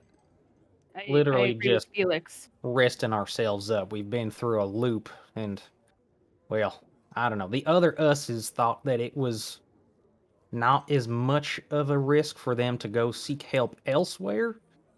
Yeah, but they sound I like don't total know. fuck ups, don't they? Yeah, but that They could sound have been just a like us, mistake. but I don't know. I just wanted to get us Also- all as fresh as we could possibly be. But if y'all feel like it would be better for us to head out now, I don't Well, think your logic is wrong. We could just notify the commander, hey, there might be a dragon overhead, post an extra watch, and then we can hightail it into the woods.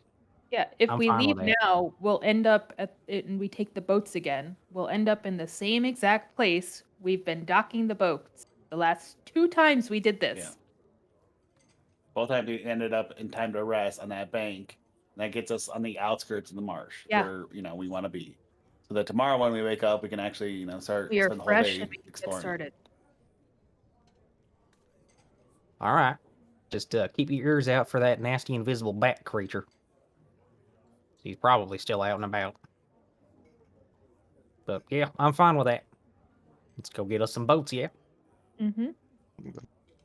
Then sure. somebody needs to inform the commander that the dragon might potentially be coming here. I can send Heavy. Okay.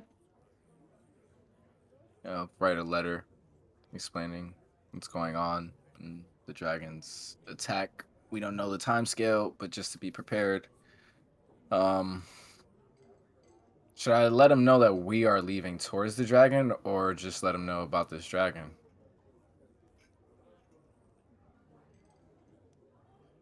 I'm speaking to the party.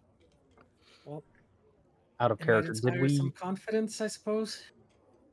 If we told him that we were going. Maybe leave it vague and just say we have information posted double shift, since right now we have told multiple people that we've been hit on the head and we've been walking around like crazy people. If we say the dragon might attack, they might not believe us. Just say something vague, double shift, something like that. I We know told we the made commander that we're going after him. I know we made the contract, but I'm saying, should I tell him in this letter that we are heading there now, or just leave it alone? I Just mean, let him literally, it's just like out on the way out. We can just stop by and go, "Hey, commander, we're headed out. Keep an eye out. Dragon might attack. We're gonna go try to take care of it. Because Bye." we're heading south, so I thought we just send Heavy west with the no, and then go get the boats. But all right, How far is the tavern from the commander's keep? Across town. It's just across town a little. You're in the central part, really, of the tavern. Like, give or take, how Minutes? many minute walk? It's like a triangle. I would probably say it'd take you about maybe 12 minutes just to walk there. I mean, if you really want to, I just I think No. not leave that message the chance of being intercepted or something. no, I need my cardio for the day. We can walk. By the way, I heard of something about halfling grain. Do you know where to find that? Costas, why would you want that? No, buddy, Experimenting. don't worry, buddy. I can hook you up. Okay, thank you. He's gonna try to fist bump. He's gonna try to fist bump Felix. Fist bump him back. Mutual fist bumping. Ooh, it's good. I have one more topic to bring up.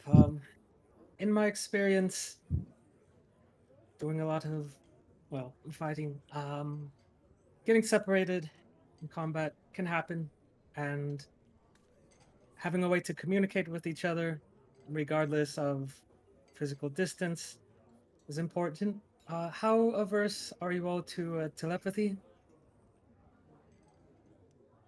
Athala does it like 3 times a day. Also, I read And- minds sometimes, but Do your thing. All right.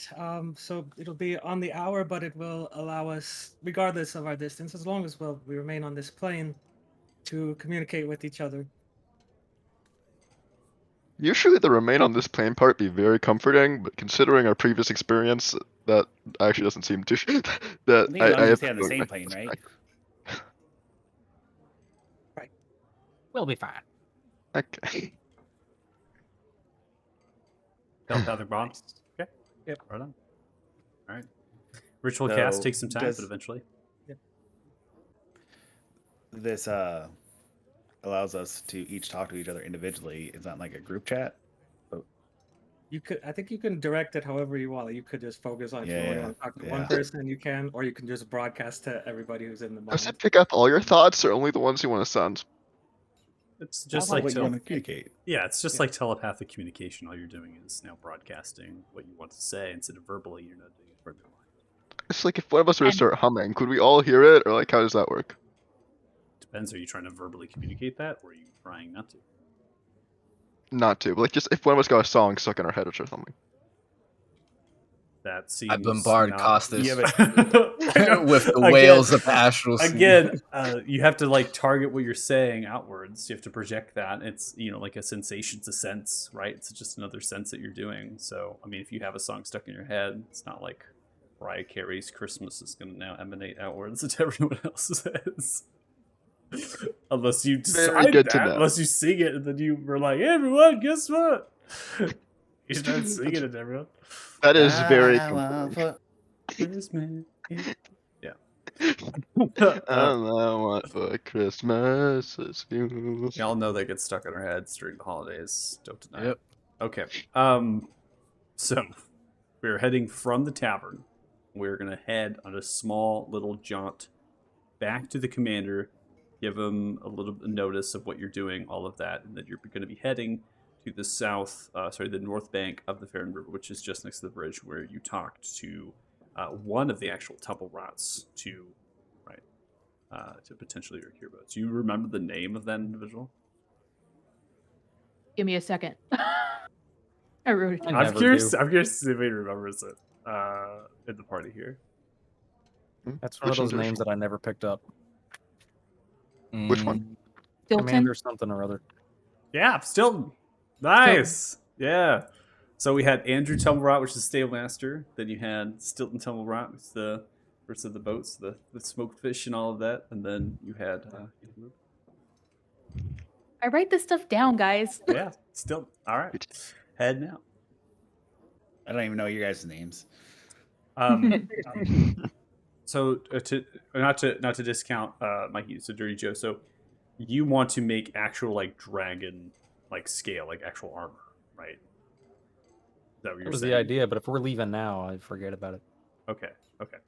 It requires quite a bit of parts, and then it obtains like the properties of whatever dragon scale that you're using, right, for the scale mail. Essentially, what it is that you can take one piece of armor and then you put the scale mail bonuses onto that armor, and that is a number of materials: 10 dragon hide, 20 dragon talons, 30 dragon teeth is what's required for that, and then it has a significantly high DC. So that's a roll, and generally you need to find improvised or improved tools for your leatherworking or whatever associated tool, right, that you're trying to do. And those improved tools generally will have like +5, even +10 modifiers. This has been showcased. I don't know, actually, in this particular part it's been showcased, but it can be from master smiths or master professions, right? They will use those tools, and they actually will sell those tools as well, right? So there's an opportunity to buy them, get improvements to your tool, to be able to reach those DCs. That's what the intention is. Okay, so heading outside of the tavern, you're going in the direction of the keep here. So we have rain now, and then you have the crowd. The actual commander itself is not inside of the keep, so some of the guard themselves kind of direct you to the northern training grounds. The commander actually is giving a small kind of spiel to some masons that have arrived. It seems as though they're from the chatter. They're known as Akvar Construction from Lathan. Seem to be bolstering the walls. Continuing project to kind of make the walls the same and large as they are to encompass the entire grounds of the fort, improving them. There's a lot of crane work. They're building scaffolding here, so the commander is talking with a few of the notable journey and masters of the masons that are working on the wall, giving the understanding, and turns around from the northern training ground, sees you all, and begins to walk up with open arms. Oh, howdy.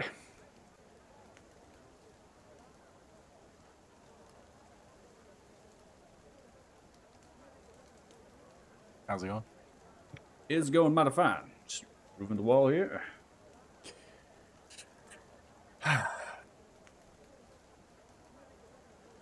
Yeah, we just wanted to relay to you that we're leaving now. We've got some information about the Black Dragon, that there possibly might be an attack on town, so if you can, try to remain cautious and put up some defenses. What? Wait, what do you mean? You said what? Black Dragon. You said that a black dragon Gungash is gonna attack here. He may. Just Well, why be would Gungash have any one of this? We'll get it fortified. There's not much we can do to fight a black dragon. So I understand do the that. best we can. Put some double watches up. You know, have evacuation plans in place. Put ballista up. You'll be totally fine. All right, we'll see ya. Oh, all right. Well, I'll draft up some orders and get about the town. You all good luck now, all right? Thank you. Mhm. Begins to walk In the around. telepathic link, you guys will all hear they're gonna be totally fucked if he attacks. This is why we have to go and do this. It's beginning to walk away. Dude, Because you all, Costas mutters Vargas, mutters get ready, there's gonna be a 10,000. dragon attack. They get to move themselves about.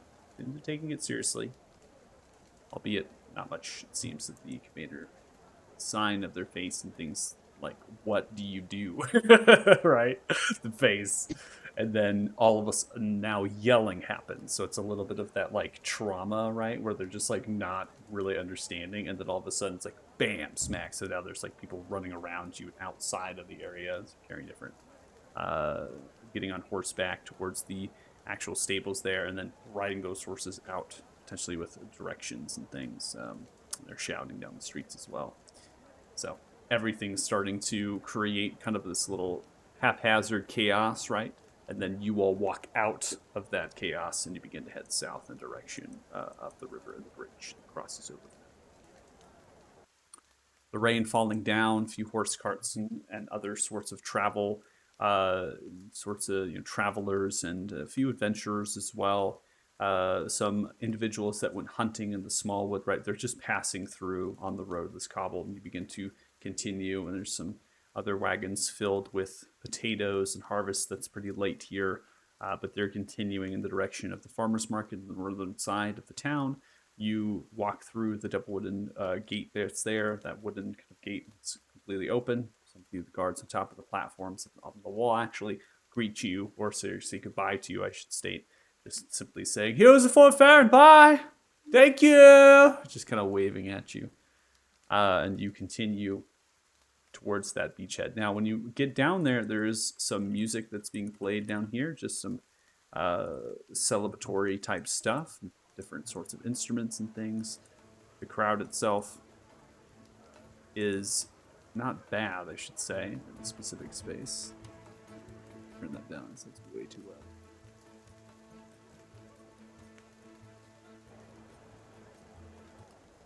So not the music I wanted.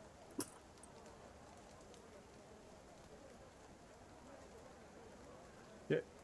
So as you're playing the music and as the crowd kind of works itself and you get onto the path and you begin to wind down to the soft stone and the medium stone kind of beachhead, that granite that kind of filters itself, the river rock, and then it kind of pours into the water there. There's lean-tos, the huts, there's smoking fish that's lively. It's continuing. Many different halflings here drinking from their steel or clay mugs or tankards.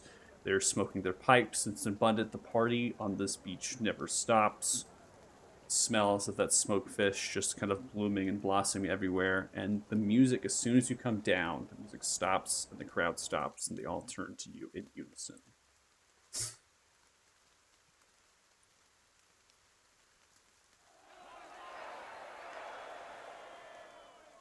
Begin to cheer you up over and over.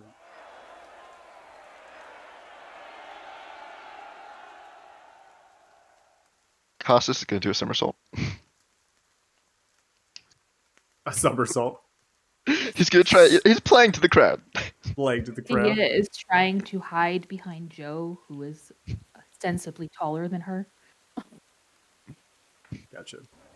The crowd itself continues after a few chants of heroes, heroes, heroes, and then they kind of dissipate. Now there's individuals coming up to you, handing you small little leather sacks filled with smoked fish, as well as some filled with a kind of a greenish leaf that's been grinded down, just kind of handing to you. Over tankards are being handed filled with ale, sloshing about. People are patting you on the sides of the legs. Good job. Thank you so much. You saved our lives. I am eternally grateful. Damn good fish here too, guys. Man, I love this stuff. I would like to check. The green leaf is halfling green, isn't it? Othala will take out his trusty pipe.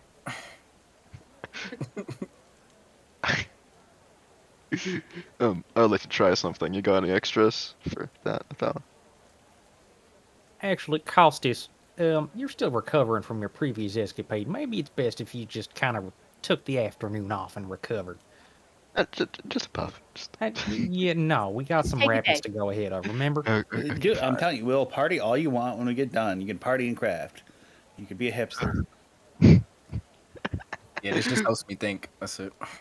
Well, I was going to see what happens if I pray. Well, you know, but okay. Let's go get some boats. Maybe not now. Mhm.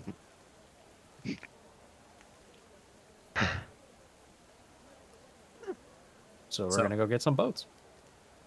You are looking for Stilton. And Mhm. you're scanning about space.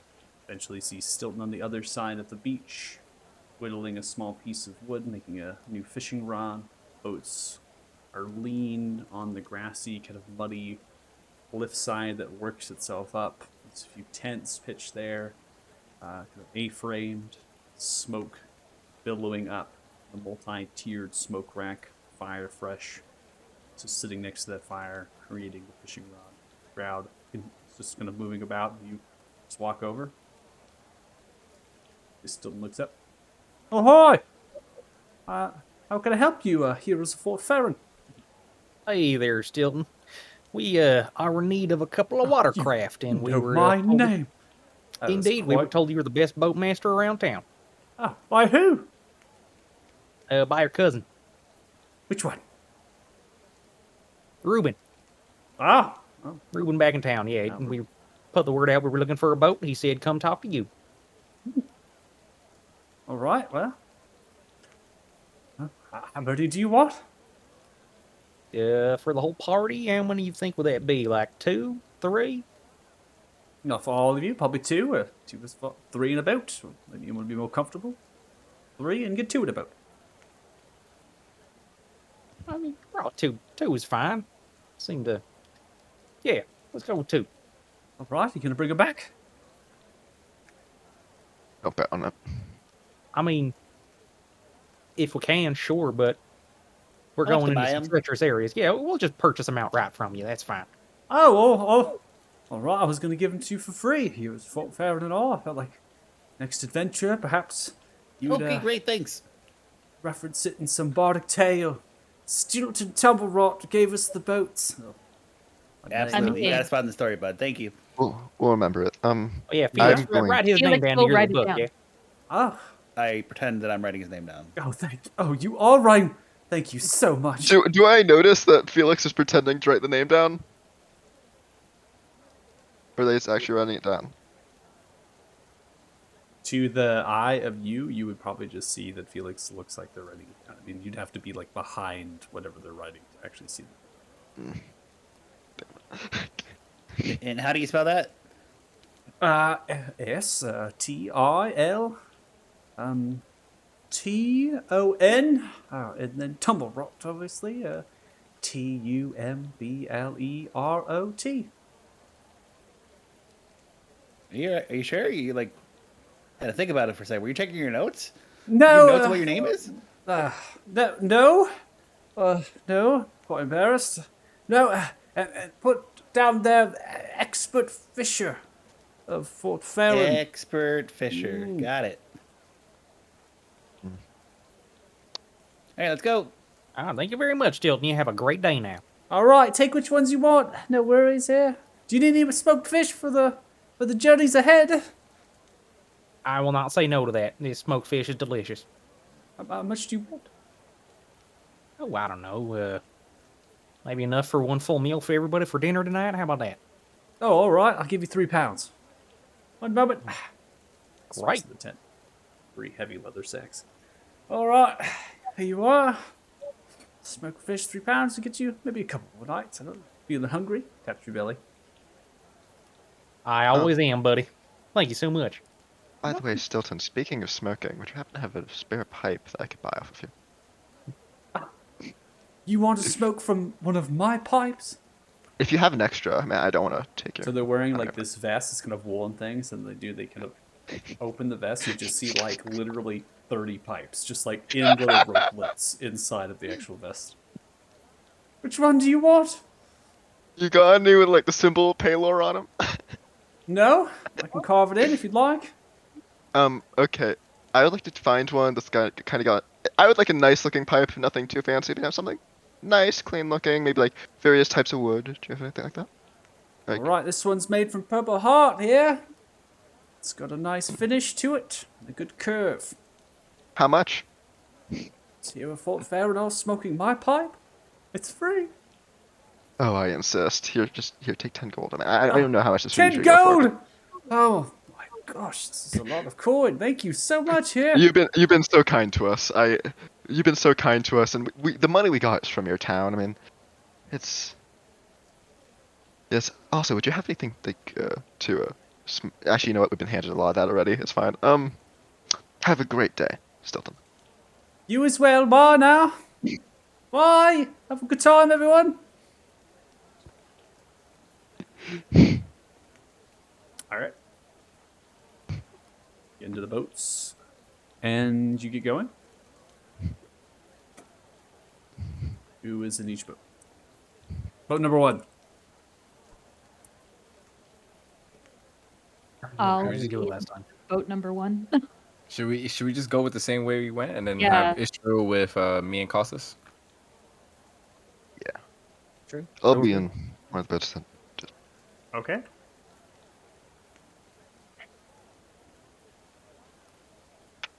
So, you get into the canoes and you begin to head down river.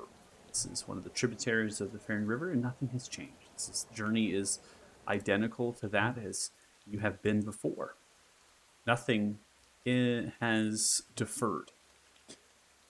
Stilton, you never talked, apparently. Still did not recognize you all as heroes of Fort Farron. Very gracious. You would take their boats as well as their pipe and their smoked fish. You travel and journey. You make good distance, good travel. You leave Fort Farron, the town in the distant back, and you begin to go towards marshes. Without the impending fog that overwhelms and billows outwards, you can see the towering of the trees in all of their glory. Many of them ranging from 110 to 130 feet in their height. They are massive. So it is a sight that can be seen as the light dwindles into the darkness before you make port. At a very similar beachhead, in fact, it's pretty safe to assume you could reach there if you move quickly enough, if that's what you're heading direction for. And so I'm going to advance it in terms of the night, get it to around 10 o'clock, right? The rain is continuing down, has not stopped, that overcast. There's some moon kind of blowing through. And as you get to this point, porting your boats, you are saddling yourselves up with your bedrolls, maybe making a campfire perhaps, and getting a camp ready to go for the rest ahead. Got smoked fish, have resembles that of halfling green, new pipe, Costas. He will not be smoking it yet. He just got it for later. That's okay. Thanks for letting me know. Okay. And nothing here as you lay out your bedrolls or your tent and you get yourself set up. There is no board. There is no clicking sound. There's no rolling fog. There's no Reuben. There's nothing. And it's peaceful.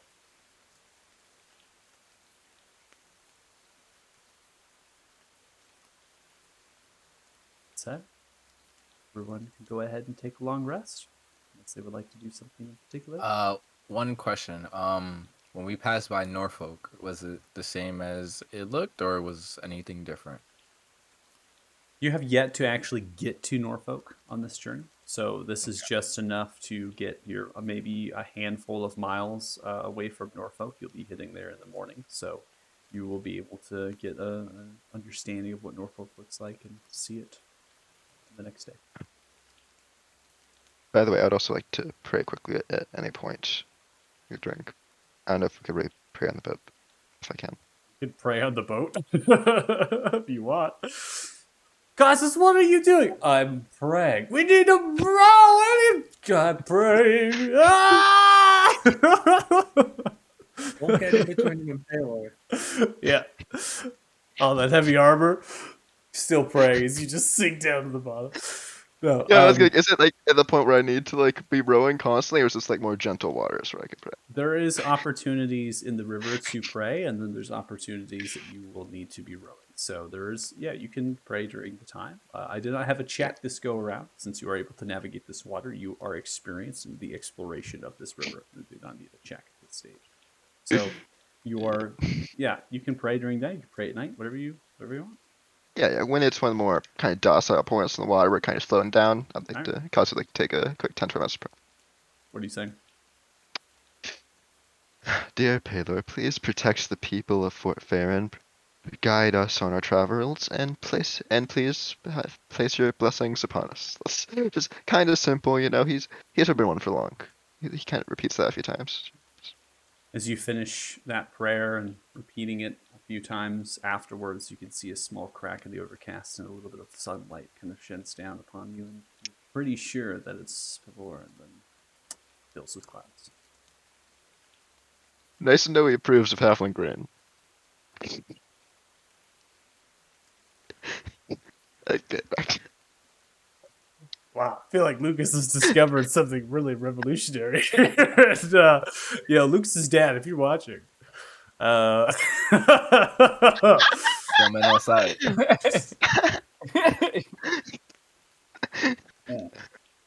Would you say that we'd be able to learn at least a spell?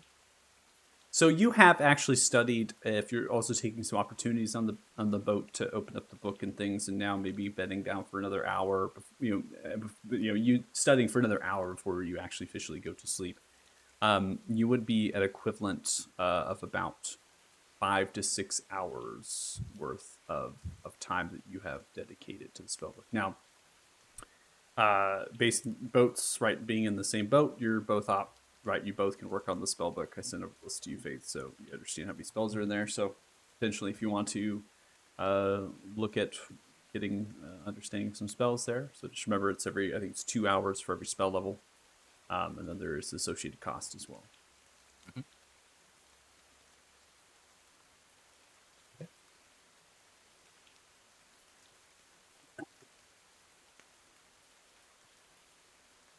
So I'm going to go advance the time so you all go to sleep here. Probably going to be an error because they haven't updated the simple calendars module. It makes me sad. It's okay. Come to the next day. The rain has not stopped, so most likely had to find kind of climbing up the actual cliffside, getting towards some of the trees and some of the bushes, using those as cover, maybe creating a makeshift lean-to of sorts, or maybe dealing with the rain in your bedroll. Continuing that medium kind of consistency, the overcast is now getting slightly darker, suggesting that the rain is going to increase from medium most likely to large, and the river is continuing, providing that white, kind of a nice white noise throughout the night. The sun piercing through the clouds, you're given light and space, and you break out some of the smoked fish, perhaps even some beer rations, and you get ready to go for the day. Climbing into the canoes, you push them into the water, and you continue rowing. Now, it doesn't take too much time, only a couple hours, as you headed out in first light, before you can see Norfolk. Norfolk, from the shoreline here, some of these single-story buildings kind of piercing through the trees, has been ruined. A lot of the buildings destroyed, the roofs kind of smashed inwards, the doors busted out, and the glass shattered. the actual central kind of fish shack that is in the center of that space, you can't tell, right? So you're really just getting some of the general idea as you're rowing by. You may make port here if you wish to do some more inspections or investigations, but just perception wise from this distance, you can see that things are somewhat similar as they have been depicted before. Now, there is no rolling fog. There is nothing that is impeding your sight lines. You can see that the bridge that crosses over from the northern fork has been kind of turned and twisted and still in the shape of destruction, but yet passable as it crosses from Norfolk over to the northern side of the marshes. The congruence as it kind of comes together in this waterway, the current begins to slow down dramatically, flowing itself to much less noise and wider that the river extends. Much, if not hundreds of feet in this space. And it continues and it continues and it continues as it floods the marsh and the swampland on either side of the riverbank, flooding into them. The rain now goes to large, heavy consistency, I should say. And that noise that was once from the river has been turned into rain, and that creation of the rain, right, is concealment in itself. You're kind of just in the canoes, slowly going down. There's not much current here at this point, right? So you're just slowly kind of drifting down the water. Now going to bring about our map situation.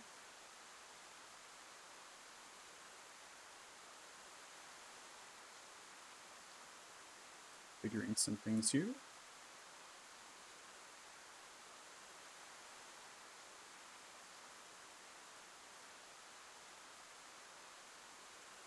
So you'd have that available so you could switch between since you're heading in.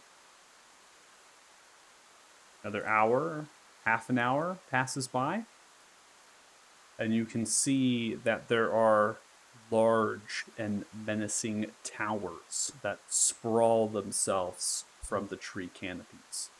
Many of them filtered around areas where trees are not particularly at, which allows them to really stand out amongst the height of the trees. These towers are massive, not 80 to 90 feet in their width and their length.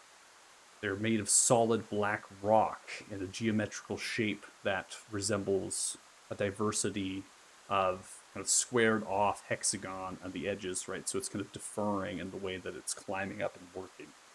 The black rock seems from this distance is solid. You're many, many miles away from them, but they are standing out now. There's no fog. There's nothing stopping your sight lines. And so you're really kind of looking at them through the heavy and dense rain. You can see them, right, in their structural positions about this space. One tower you do not see is where you would imagine Thixia to be. You're familiar with this, and the flood of the memories that kind of come through allow you to put place into time. You know that you followed the river. You understood that. You can see the familiar grass. You don't see any undead. There are no figures roaming around the grass or swimming in the water, keeping keen and effective perceptions on that point. You look at Thixia and you do not see Siltoric Tower. You would have seen it. It's the only object in that place. It stands up as tall as it does.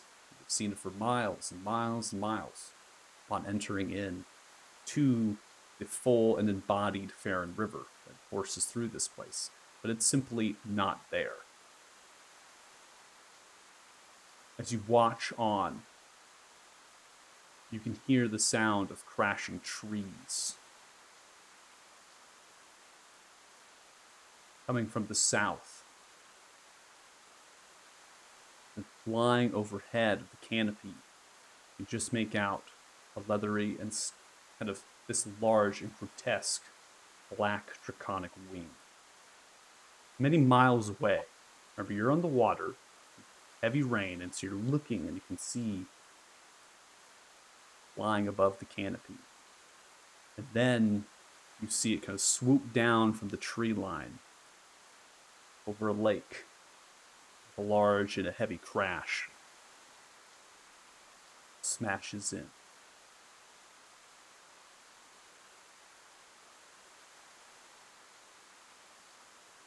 Well, Dragon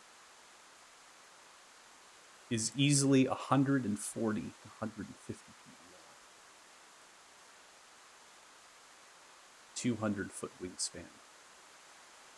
This is why you can see it. Why it stands out. You are tiny in comparison to the environment, to the towers, and to the dragon.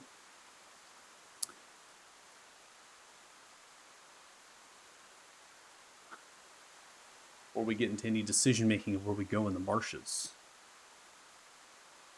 we're going to take a break. You're watching the stream. Thanks so much. We really appreciate it. The Wayward Ones. We'll be back Yeah! We'll be back in 10 minutes or so. So about 6:22 p.m. PST. And so hopefully you join us for the second half of the session as the Wayward Ones once again delve into the marshes, but this time much different. So we'll see what happens. And yeah, join us again. So bye.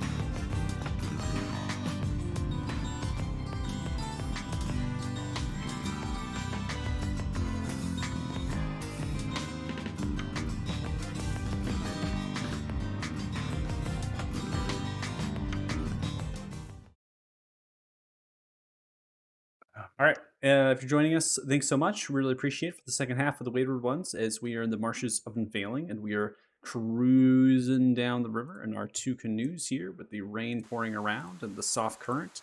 We have just now seen the sights of giants and giant things, massive gargantuan things, and I don't know where you all have. We go all the way to the bay if we want now. Just cruise on down. I'm gonna take my crescent out and see if I feel anything. Okay. Not gonna try to do anything, just see if there's any kind of pull or a pulse or anything. Okay.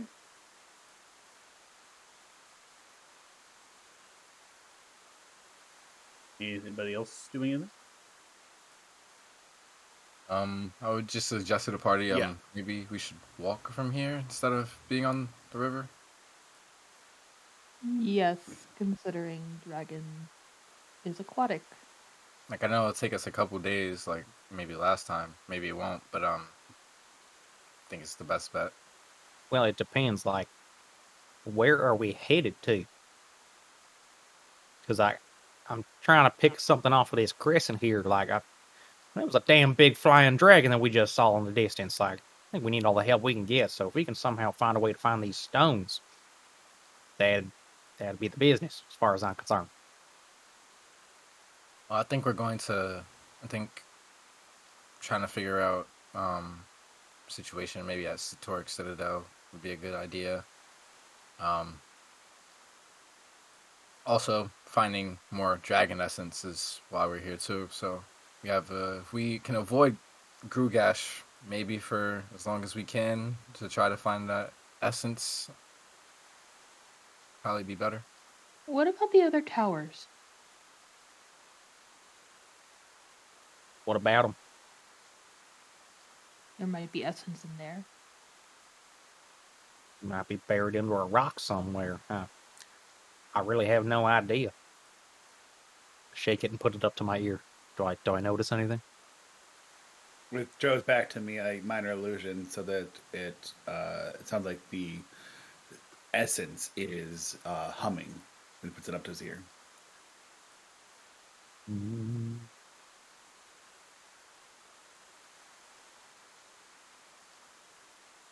I'm going to try to move my head slowly in every direction, try to echolocate. Is it getting louder in any direction?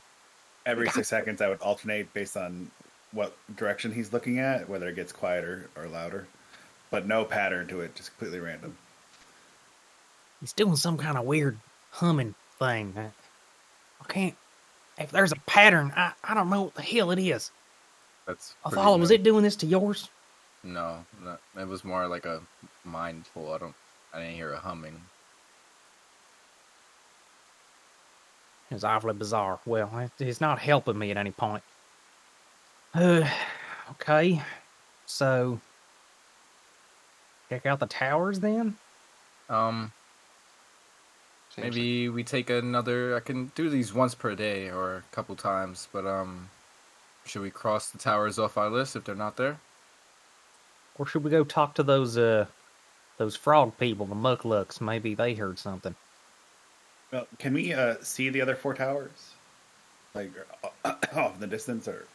Yes, you can. They are extremely tall and also taller than the trees. They all are not inside of the forested regions, right? They're in the grass kind of swamp areas, right? So they're kind of extending out and standing around those trees.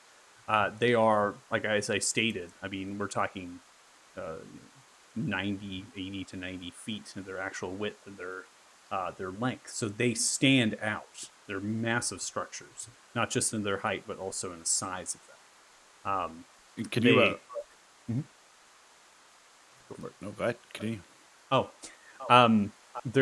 You're getting more visual clues as you continue down the river, but the rain, which has not actually happened before inside of the marshes, it seems when you were traveling through here prior, you're getting more visual clues, right, as to the shape of the tops of them and these other things, but it's still very vague. Jim. Where would you say on this river, like, we're exactly at, like, on this map? Oh, to kind of tell you where exactly you feel you're at. Yeah.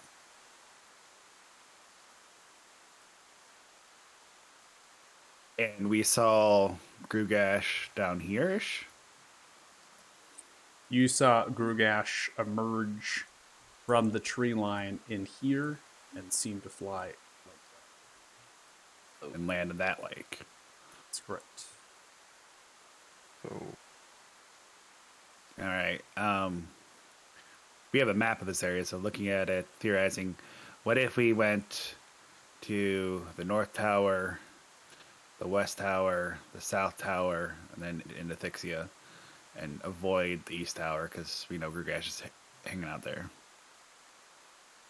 Sounds like a plan. I got no better ideas.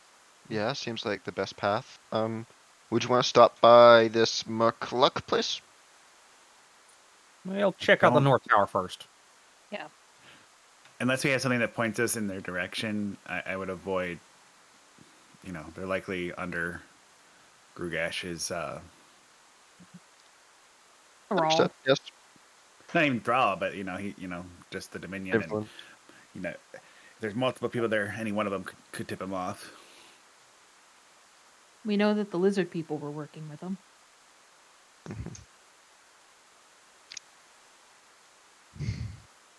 All right, Well, agree. Let's go.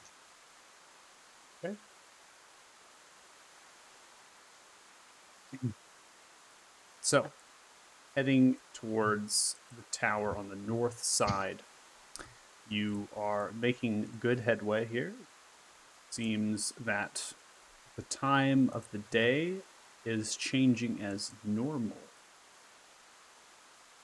So, as you are traversing for several hours here, getting into the afternoon, the rain continuing, it seems that the sun and relation of the light, as well as the change, is working as normal.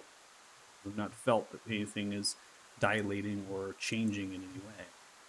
You then get off of your canoes, making port into some tall grass on the northern side of the Fair River. You'll pull your canoes through that tall grass, and then you begin to head in the direction of that tower. The tower now standing tall and true, ingrained into the cliff, I should say, ingrained into the cliff sides that are forming around it from the tower, actually sinking in over time. Right? So now there's kind of this bowl-like effect that's kind of encroaching around. The tower, from its width and its length, now getting a better understanding, I give you a very vague dimension there. It is roughly about 170 feet in its length and 160 or so feet in its width. So now you're, again, this thing is massive. Its height goes all the way up over 100 to about 130 feet or so. Doesn't seem like there's any sort of windows or openings around it. And you begin to leave the actual sound of the rushing water and the rain itself. It slightly begins to die down. The tower continuing its growth in perspective of you as you're now on the land, working your way through grass that is slightly muddy, dirty, with little tiny bits of bushels and other plant life growing around. The entrance, as you wrap around one side of the eastern side of the tower, wrapping around because you don't see any sort of way to get in here, right? So you're kind of curling yourself northern, right to the east side of the tower, and then you can see a protrusion on its north side. The protrusion that kind of extends outwards is from the base, extending all the way up towards the top of the tower. Now, seeing the top of the tower is very much flattened, kind of like a very picturesque flat with some different cranial work on top of there. And there is water that is just flowing off from some level that exists all the way near the top end of this thing. And there is an opening of that pattern that it's exactly the same as the entrance, and that's just kind of flowing downwards, cresting, making waterfalls to the left and right side of the entrance. I'm now going to drag your player tokens down here onto this map, and then I will go ahead and activate it, putting you in perspective of how you've kind of curled yourself, and now you begin your approach in the direction of this tower.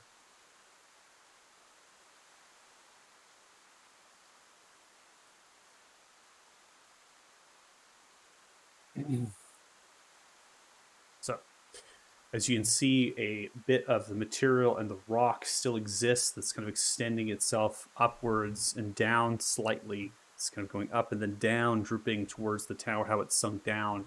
There is some form of entrance, a very circularized kind of door that's not that different from the Siltoric Tower, albeit a little bit larger in its height and slightly in its width. There's also this yellowish glow from some of these central pillar-like rocks. They're kind of ingrained and bedding that door, and they're kind of glowing outwards from the northern side of the tower, and that is here. Perspectives, you continue to scan for undead. You don't see any. Do I see anything else that might be alive? Normal flora and fauna? Anything Same. I'm moving? also keeping an eye out. Sure, if you want to make active perceptions, you can. I'd like to use my divine sense.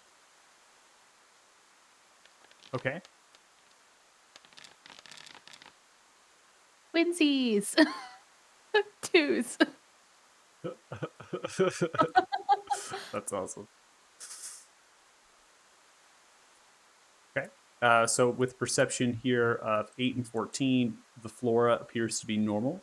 You haven't detected any sort of signs of undead. You notice that there are creatures in the forested regions, just not here in the swamp kind of grass areas, but you have seen and observed normal creatures and plant life. The mushrooms that grow tall still bioluminescent. That hasn't changed. The 14 there, you're getting very similar perspective of what Dirty Joe is getting, just a little bit more in some of the acuity that the creatures just are not very much afraid. So a lot of like the actual, the flying, like the birds and some of maybe the small and medium-sized game just roams. Could be that you didn't notice that because of the fog. Maybe they've always been like that, or this is a new thing. It's not something you can detect. Now, Costas, you are using your divine sense, and you're outstretching that in the direction probably around you, but also the tower. And based on your divine sense, you can sense that there is something that is desecrated about this tower.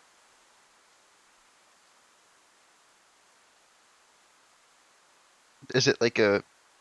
Do I smell? Like, does it feel like a particularly potent desecration or just desecration? I can only just tell you it feels desecrated. So, in a sense, it is an unholy place. Guards about you. I don't sense anything specific, but this place seems quite unholy. So we might encounter things inside. Your paler senses are tingling, huh? Yes, if you want to play it that way. All right, then. Well, if we can get the door open, I'll get a group sneaky step going, and we can tread carefully around here. Who knows what's waiting inside? Let's mess with time a little bit just in case. I'm gonna tap Thea, give her the gift of alacrity. Okay.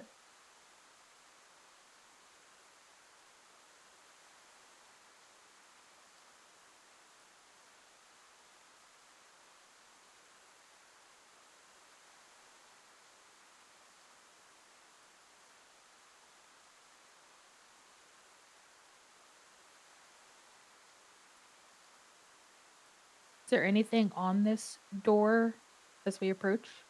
Like writings or anything like that? Doesn't seem like it.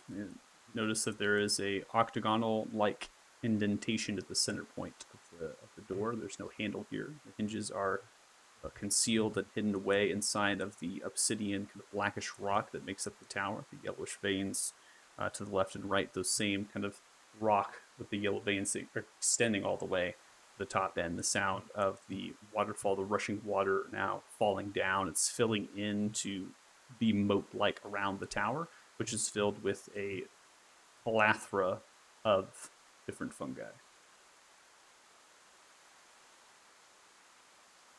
Yeah, no, I'd like to try to figure out how to open this door and if it is trapped or not. Okay, you can make an investigation check if you're looking for traps, and you can try to roll your thief's tools if you're looking to. Okay. 28, you don't see any sort of things hidden within the grass or the rampart that descends down to this.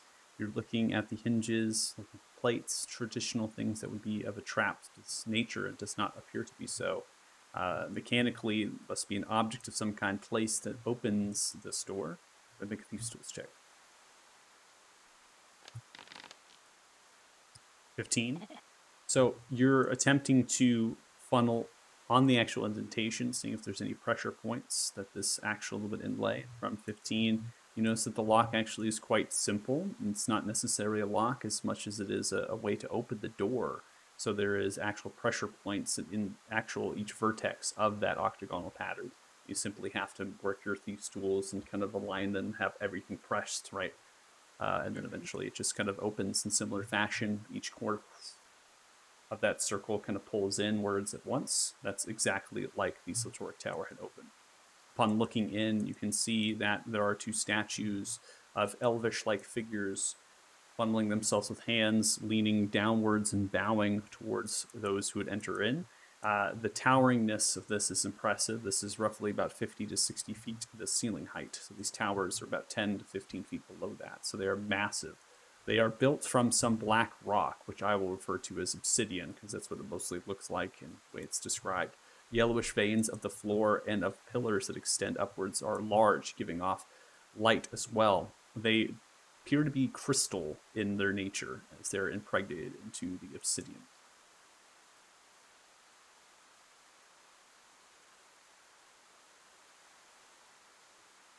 Hey, Michael. What's that? In Elandros token tooltips, there's an option that you can use the hotkey to hover the tooltip so that it doesn't show up every time that you have your mouse over anybody's token. Is that an option you'd be able to use? Yeah, we can do that if y'all want. Oh no, if I was wondering if there was a way to do it like individually. I don't want to push down everyone else. Oh, someone requested So So, I think it was. Oh, okay. I believe, let me see. I think there's a way that you can set it for yourself. It's not a The global setting's not setting. available for us. Huh? Unless you block No! That should honestly be... Oh, it's not blocked. I thought that you could individually change it, but I guess not. Let's see here.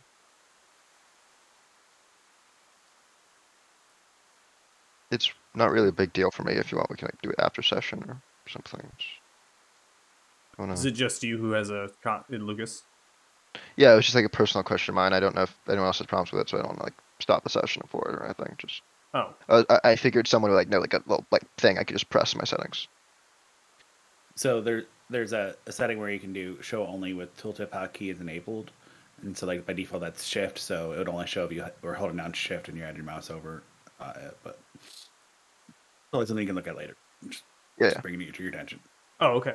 Thank Okay. Yeah, if it's not something that's a big concern, yeah, I can set it so it's a hotkey instead. Just hovering over.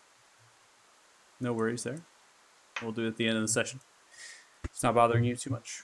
Press on. So at the center point of this space, you can see that there is a spiraling staircase that descends to the ceiling height. There is a central pillar at the center that is kind of that rough and not smooth stone. The obsidian is it's impregnated with that same yellow crystal.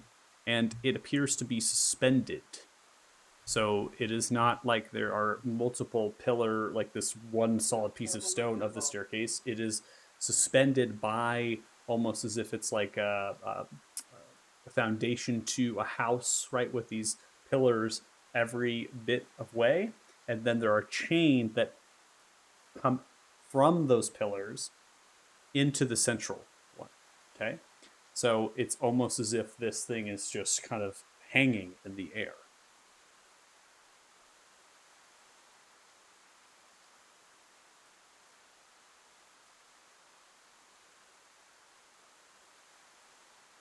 Right.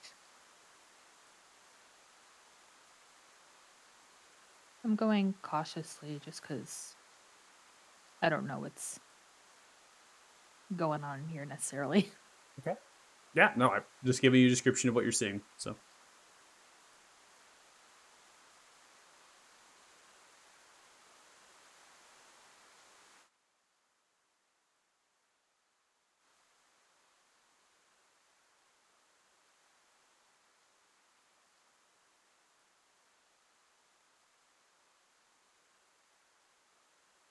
Does it no look pro- like anything's been in here?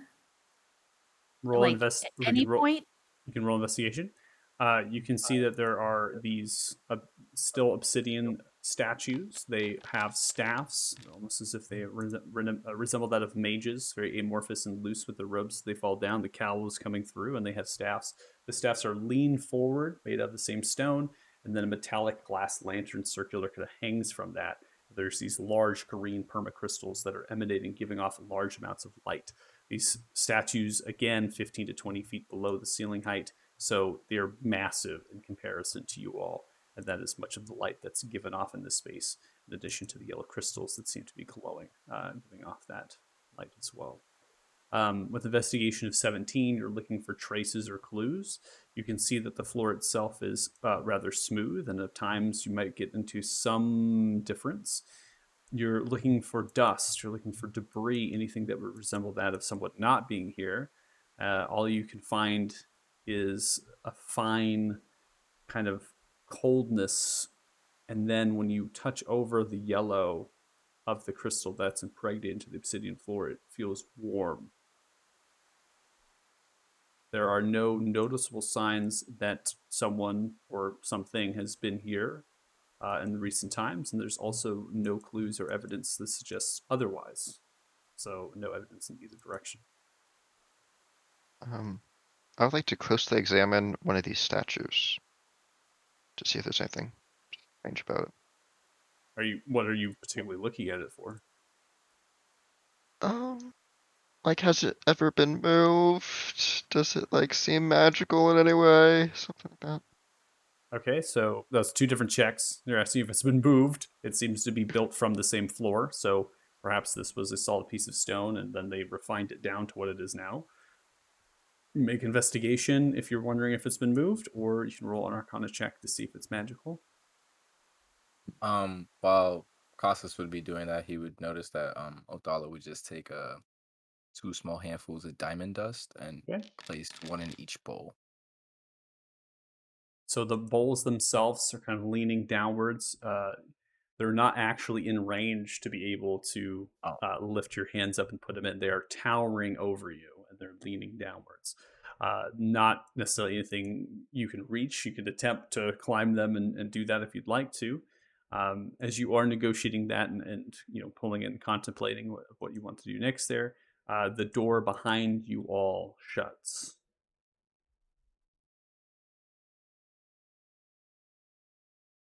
Arcana check of I'm gonna look around. 17. There are no runes, glyphs, or wards, anything on the statue that would recall from your studies cost this is magical. I don't like this place. I really don't like it. Damn. I'm just looking for anything that's moving or anything that's in need of attention or danger. Okay. And I don't see much. You don't see anything. Do the statues here like architecturally resemble any particular people or society? Roll history.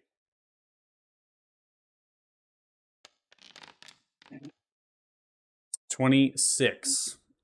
They resemble that of elven descent, continuing to stare at them further, even though they are amorphous, very traditional to that of those a Ladron that would be from the Feywild and the creation. Now it's supersized. You've never seen anything this dramatic or massive, and noting the magical space about this place from your studies and recollection, there particularly was these natural born mages referred to as Morsatra. They were protectors of what was referred to as the Autumn Veil.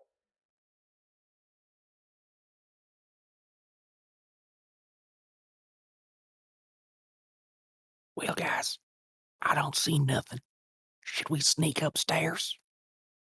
Um, I'm gonna stand kind of right by the stairs, so I'm like center of the room, and use divine sense again. Okay.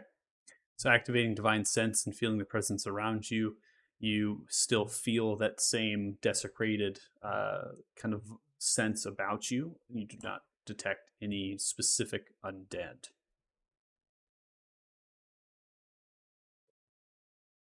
Um, I don't feel anything particular that's going on with my paladin sense, but All right the then. whole place feels uncomfortable. So we'll sneak upstairs. Thea, you Hey, mind leading um, us? Thea, was there anything about that door that that would have caused it to just close by itself?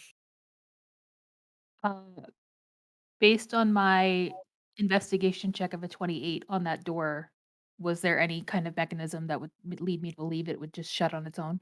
Not physically, no. Uh, not really sure.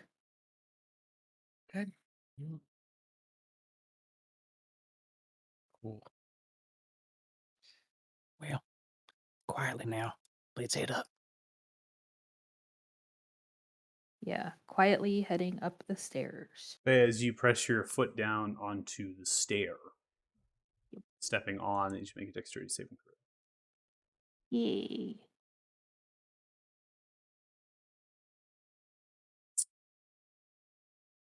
Okay. 28. Back 5 feet. So you take 1 foot and you step, and you can feel there's warmth at your feet, and then you can feel as if the stone itself is attempting to become more of a ramp.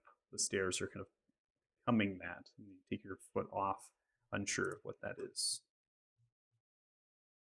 Oh, that's sneaky. Grab staircase. You Yeah,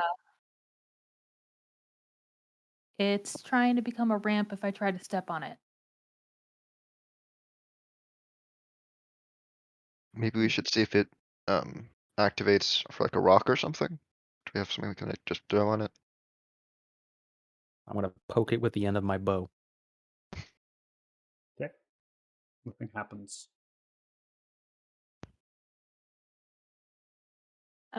Can I try to mimic exactly what I did before, like taking a step, but like I'm not gonna commit my full weight to it?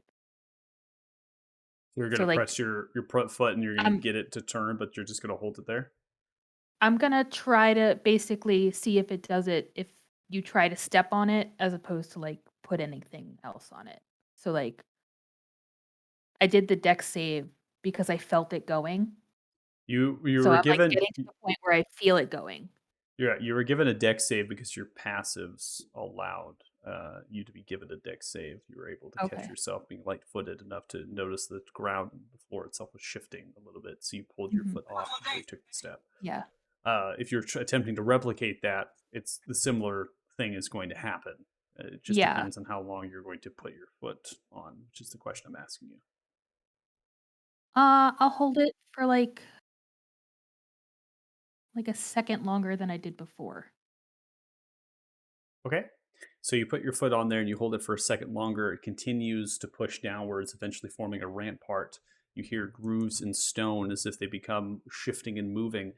And two large figures walk out from the bottom left corner and the bottom right side corner of the tower. It seems as though they've walked through the obsidian rock. It's like it become liquid, and they simply just walk through. These figures are roughly 13 to 14 feet high. They're of reddish crystallic structures with two kind of openings inside of the head region of them. They are towering and large. They turn immediately into your direction. Stairs themselves folding flatwards, they keep that way. They begin to walk at your direction. I need everyone to roll initiatives.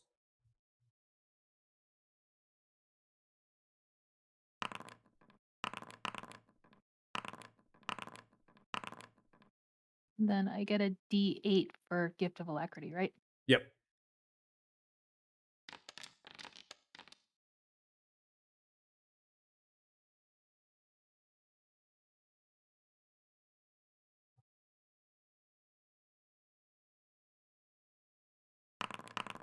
All right, so the D8, so 6 goes to the 8 there. So updating you. Okay. All right, Othal, you're up round 1. All right, let's just do this easy. Just gonna move, sidestep a little bit, point out to this one all the way down here, and I'm gonna toll the dead. I think that's 60 feet.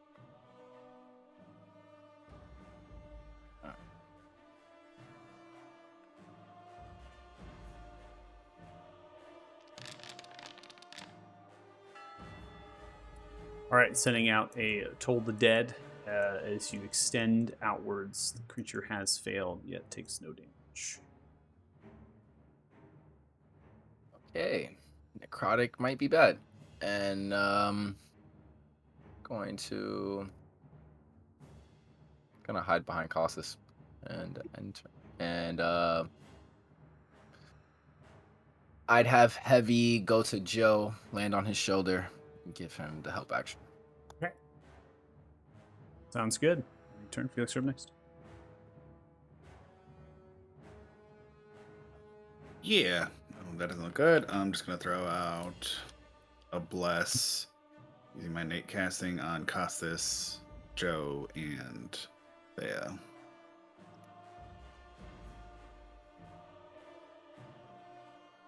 Sounds good. And all right, guys, all up to you. I'm just gonna hang out over here and end my turn. All right. Turn.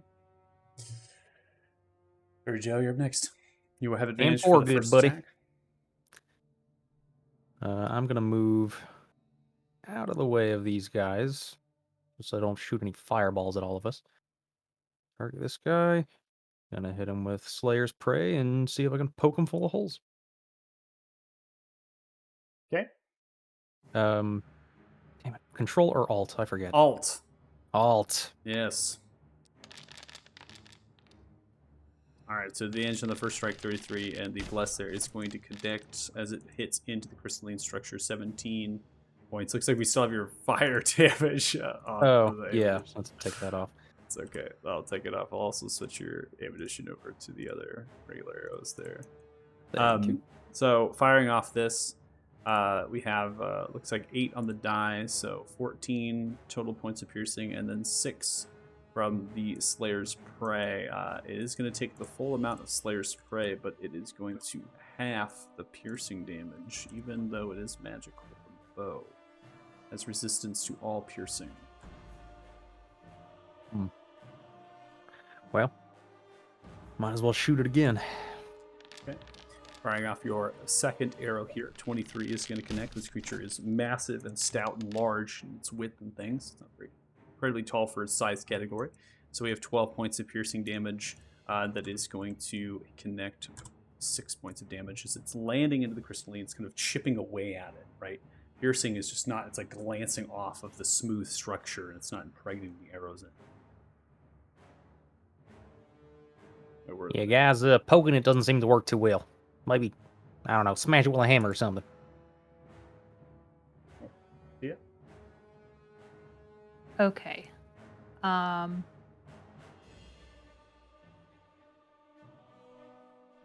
would like to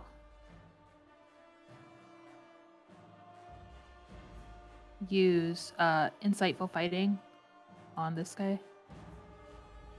Okay.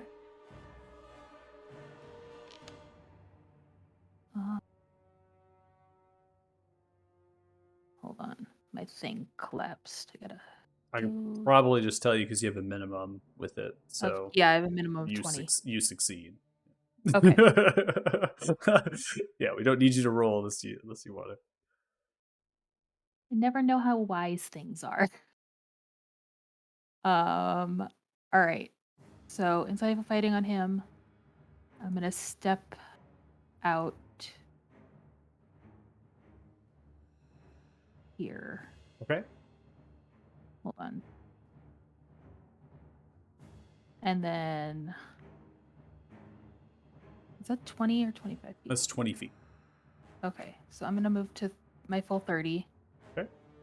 And then do a short bow attack against this guy. Okay.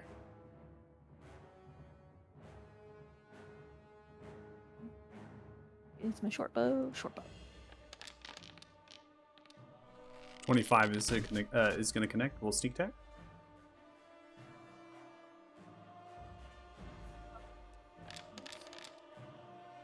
All right, takes 5 from the piercing and 14 total for the sneak attack damage. You land in some of the joints. You see the crystal is like moving and shifting, so you're landing an arrow into some of the joints. So it's getting a further indentation with the crystal. Breaks a large chunk off. And I will end my turn there. All right, ending turn.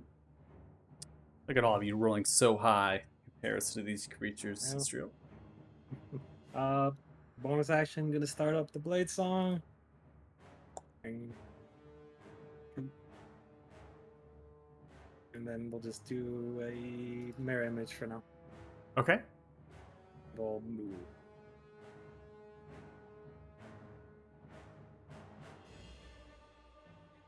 And that'll do it. All right. End your turn when you are done. Casters. Okay, so I am going to move here, right next to Thea. I'm going to swap to two-handing the hammer. Gonna start putting away a shield because honestly, I think I probably want to fight out first place, but yeah, and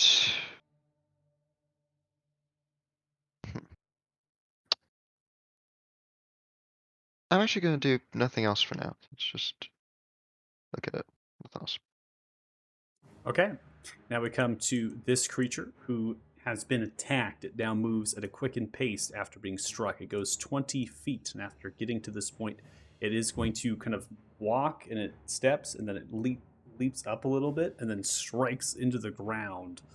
As it strikes into the ground, there's a large burst of energy from the structures that explodes outwards from this crystallic structure. There's a faint hum and a vibration of this reddish glow and energy as it explodes out. Prompts for saves.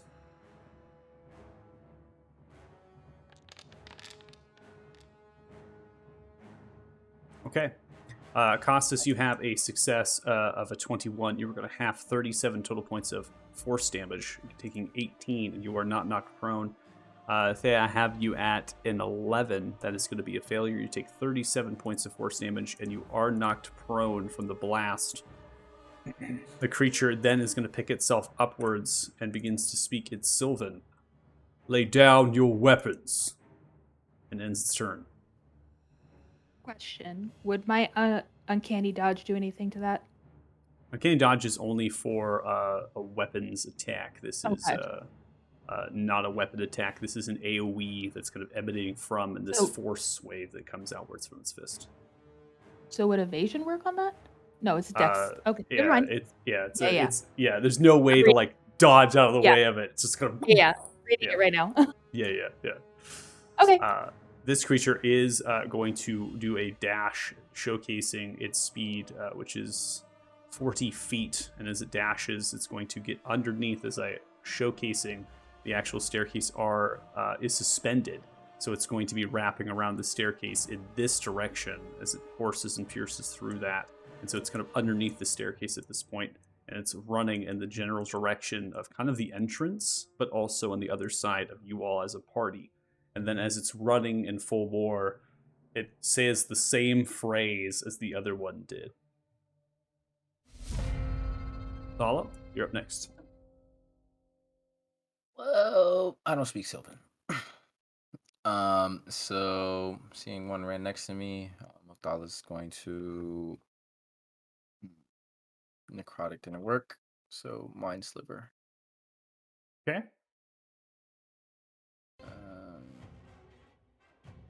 Yeah.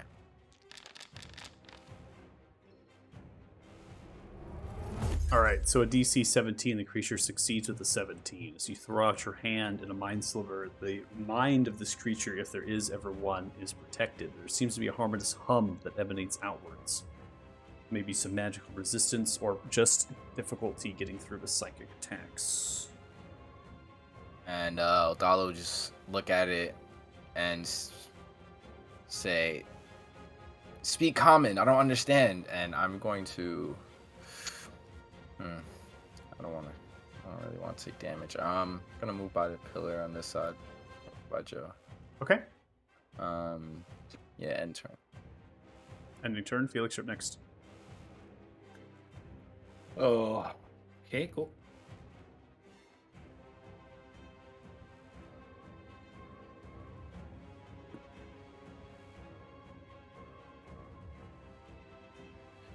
All right, I'm gonna move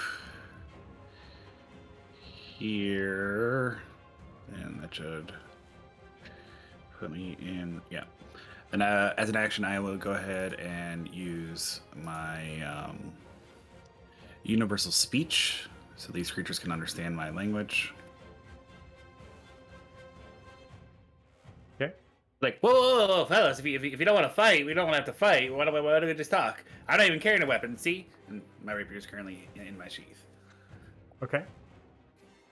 So you activating your universal speech, you are talking in Sylvan. It seems as though these creatures respond to that language, and that language is something that Istriel, you speak. So you're hearing this. Then I'll just use my last remaining movement to move this way, so we're not grouped up. Bonus action. I will throw out a healing word to Thea. Okay. It's the first level.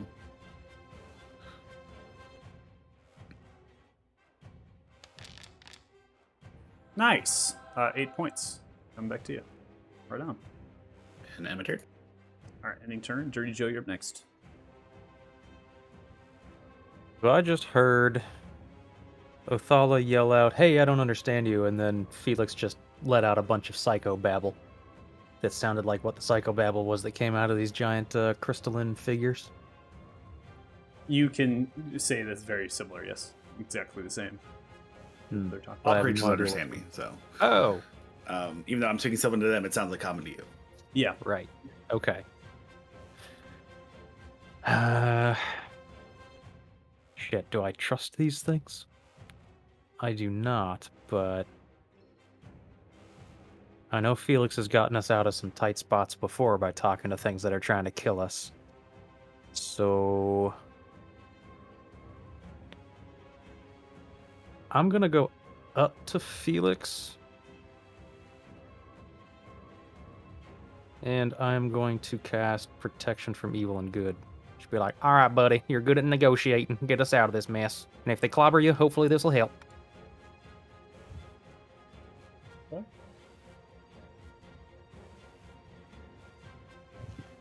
Thanks, Joe.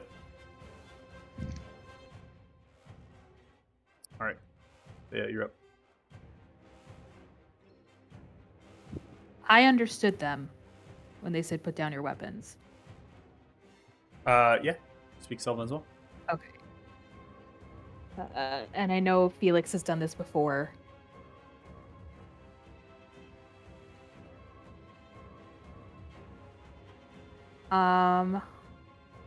I would like to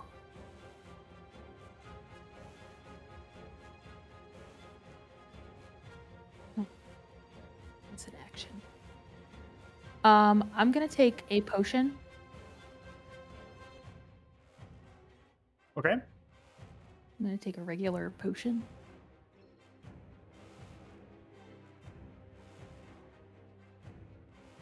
Sounds good. Bonus action there. Crack the vial there. Cork stop. And pour down the beautiful reddish liqueur. 8 points to you. And I would like to hold my action. I'd like to stand up, so I'm not prone anymore. Okay. And hold my action based on their response. If they continue to be aggressive with us and don't like after responding to Felix, then I would attack the one in front of me. Okay, so you're gonna hold Yeah. action to attack if they show aggression. If Can you if they just- if, yeah. Can you I wanna describe know if, a like- little bit like further what aggression would be? are they like If they attacking try or to swinging? swing, if they try to swing at me or Costas or do some kind of magic, I don't know if they can do or Okay. not at one of my friends. Okay. Sounds Yeah. good. And then I'll end my turn. End your turn. That's true. Istrio will telepathically tell everybody that the creatures wish for us to be disarmed. Though to what end I don't know. And she hasn't drawn a sword yet, but we'll just kind of like just put her arms up to show it. Not doing anything right now, and then we'll just in Sylvan tell the creatures that we are not here to seek hostility, and we'll hold an action.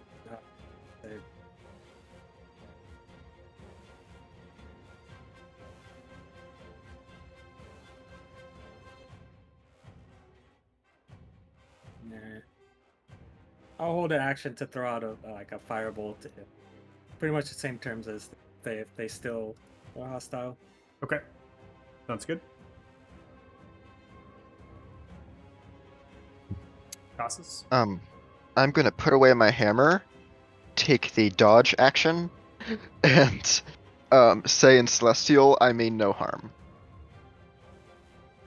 I'm actually gonna see, where's dodge?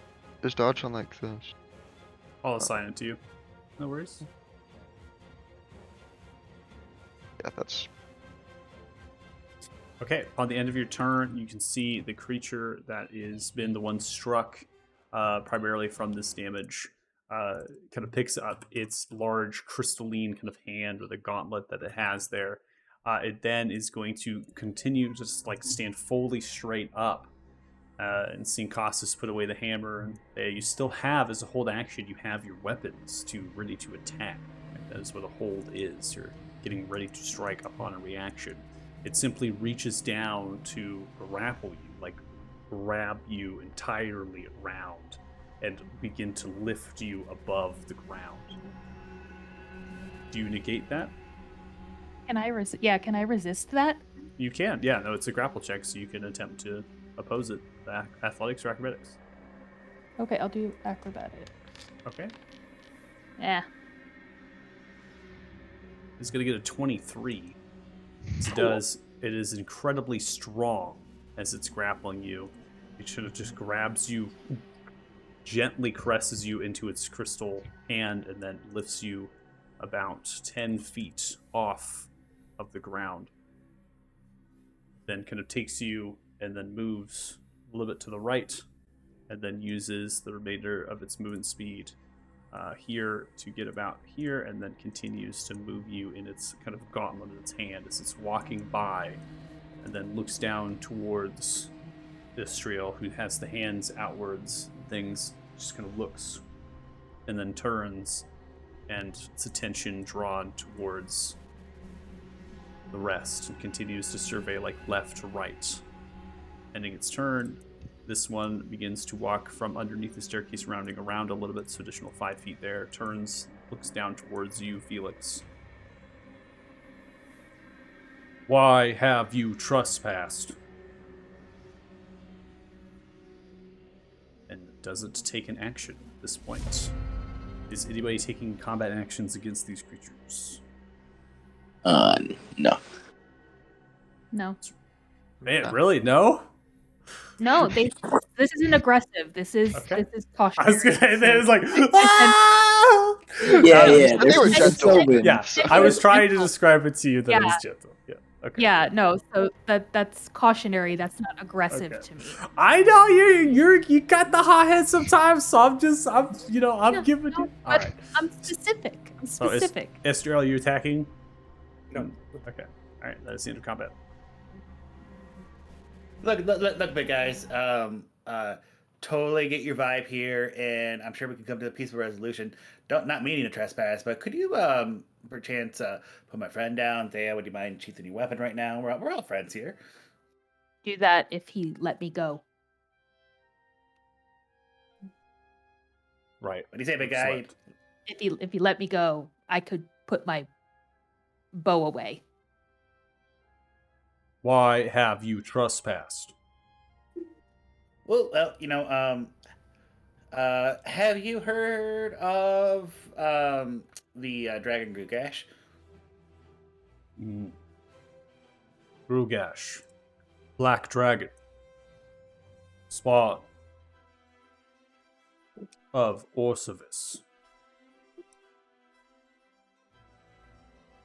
Yeah, that one. How do you feel about him? Turns his head, looks towards the ceiling of the space. The ceiling above the staircase becomes liquid for a brief moment, and then a shadowish figure begins to slightly hover down from the space. Difficult to tell what it is as it begins to just slowly hover downwards, and the wings spectral and black. It is a humanoid figure with two horns curling out and twisting around like growths outside of its flesh, but its shadowy body's moving and things. It has a scythe, large and oppressive, built of shadow and metal. Two automatons look at the direction.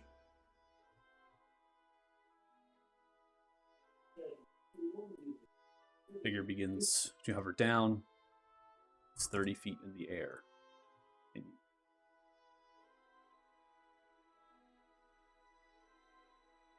Oh, hey. Hello. Nice to meet you. What is your name?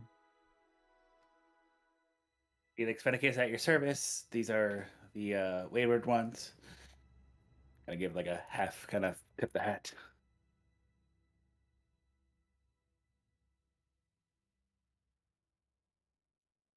What's your name? My name is irrelevant. I was once one of the Morsatra, and this is my tower.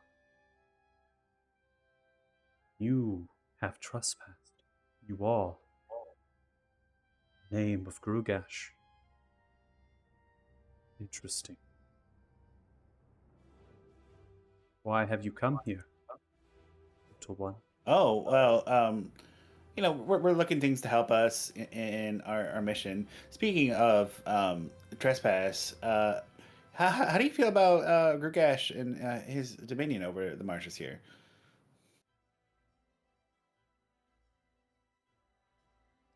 I was once something else, but now I am not.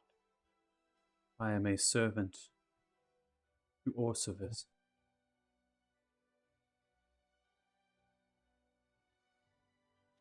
Would you like to not be? The connection, the Shadowfell to Orsavis' domain has been lost. I am still bound to this tower. It's desecrated.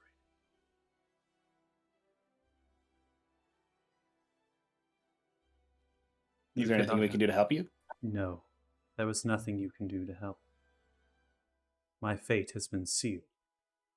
In this tower I shall remain, in a form I do not recognize. But the thoughts of Orsavis, King of Dreams, is no longer.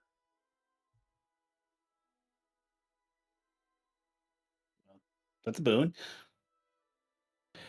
So I'm gonna shoot it straight, because you haven't, attacked us yet. We're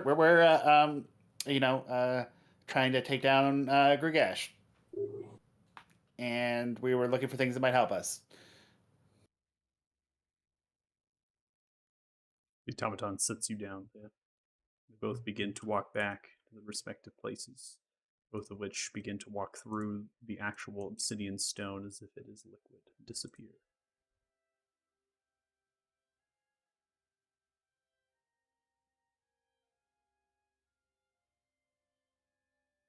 I can give you information that might be helpful to the destruction of the Black Dragon. Yeah, that would be fantastic. That's so generous.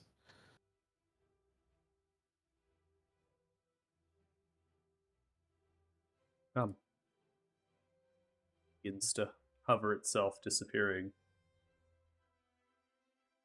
into the ceiling. The staircase kind of turns into a ramp. Can you fix it? Oh, okay, bye. Does the staircase from the ramp moves back, becomes a staircase once more. And turn back and shrug towards the party. And start walking up. The lead. A much friendlier greeting than I was expecting. Weirdly interesting. Sure. Cool scythe. Me up. Why'd he pick me up? Because you were trying to smack him? I don't know. You were just You so still threatening. had your weapon out, and they asked us to put him down. They were just making sure you weren't a threat. Yeah, no, I got that, but he touched me. Yeah, no. Bad Ugh. touch, but at least he stopped. I mean, he seemed gentle with it at least. That's So he's trying to. begin to walk up the staircase. Is anybody not doing that? I just wasn't moving my token. That's okay. I'm just asking in general. Right? Okay. As you pass through about 50, 60 feet, you now begin to walk up the staircase as it spirals another central point in the tower. I'm going to have it paused here so I can figure some sounds.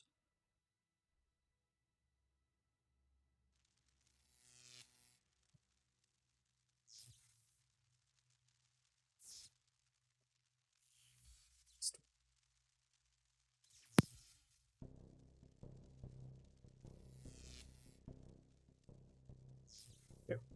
So the tower continues in its spiraling staircase. This is simply kind of coming to this level, and then it continues to wrap around on itself, suspended in similar designation around that central pillar. This space is very, very. It's nothing that anybody has seen before, and I'm going to describe it in parts. There are platforms in the corners here. Say these platforms extend upwards about 12 feet. Staircases ascend 12 feet to the actual platform, and at its center is a blackish obsidian, yellow crystal veined kind of boulder or rock. It has an indentation in the inner side, and then in that is a bluish crystal gem that seems to be neatly placed. There is a reddish glow of a rune, not actually etched into the floor. It's glowing. So it's like almost like a 3D kind of imagery at the base of that platform. There are 4 of those. There is a staircase platform here, black crystal like kind of structures. It's kind of growing outwards, and it's this electrical current is kind of spiraling out from it, sizzling and cracking, and as it does, it strikes into the floor. It's very much like a Tesla coil, right? That's like striking into the floor, and then sometimes it's hitting into the pillar, and then that pillar it's wrapping around and it's coming through to spaces, and then sometimes it's kind of flowing down on the floor or going into the ceiling as that pillar. And the other 2, the 3, as well as the one on the staircase, those continue, right? They're the same pillars from below. They're just continuing through the tower. Here, there are 4 reddish crystals that are growing outwards and blooming like onions, and they are very similar to something that this party has actually observed a long time ago. So, for all those who started our adventure at the very beginning, Thala, Dirty Joe, and Thea, I need you 3 to please make intelligence checks. I have it unpaused. You're free to move your tokens at this point. They have a runic symbol underneath the central pillar of that space. That 3-dimensional thing is kind of circling around it. It's not etched into the stone either, and there's electrical smashing into them and then into the pillars, so striking that is emanating upwards roughly 60 feet, ceiling above. Intelligence check here, Othala, with a 20. You're the only one who really can draw this comparison. The red crystals and the way that they are designed and bloomed and shaped are the exact same in Balrugar's lair.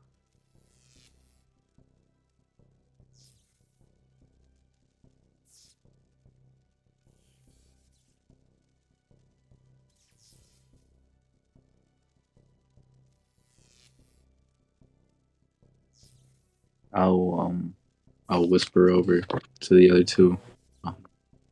This looks familiar, right? It's reminding me of Beauregard's place. It follows the gems and the currents. If you say so, man. This is just some crazy gobbledygook to me, but that was some crazy gobbledygook back then too. Man, this is far out. It's chaos. That's what it is. What's your favorite thing? I know it's pretty overwhelming, isn't it? Yeah, I don't think I'm a fan. It's kind of cool looking. You got to give it that, but maybe don't touch anything. Who knows what it'll do if it zaps you? Tell those three that. Yeah, cost this. Don't touch. Costas would like to examine from a distance that like black lightning thing, like the black crystal lightning coming out of it. He's not gonna get close enough to get zapped, but like he's trying to remember if he heard anything about it while doing his smithing apprenticeship. If that happened to be a material he heard about. Roll an intelligence check at disadvantage.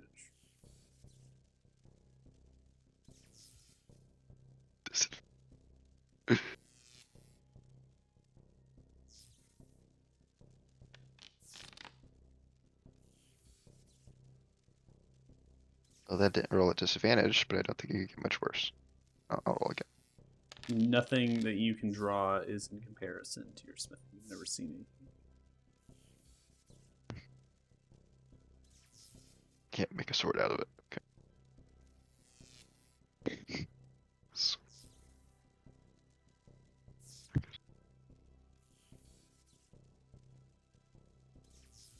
I would like to not step on these like glyphs on the floor, but this closest blue crystal here. Does that look like the essence of blue dragon that I have? It does not. No, it is very much jagged and edged, kind of spiking outwards, as it's almost like coming from a oval-like geode, and then it's kind of growing outwards like a hedgehog. Yours is a specific shape, Yeah. geometrical shape, and it's pristine and translucent and has that kind of staticking. This is more of glowing, giving off some ambiance. The glyph, or however you want to display that, again, that is like fluid, like it's like light. It's not etched into the stone. It's just like light that's kind of coming off, and it's actually like moving and like rotating around at times.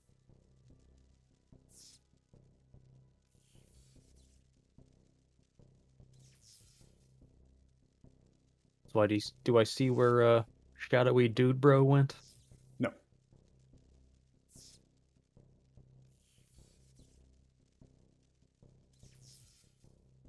Hello?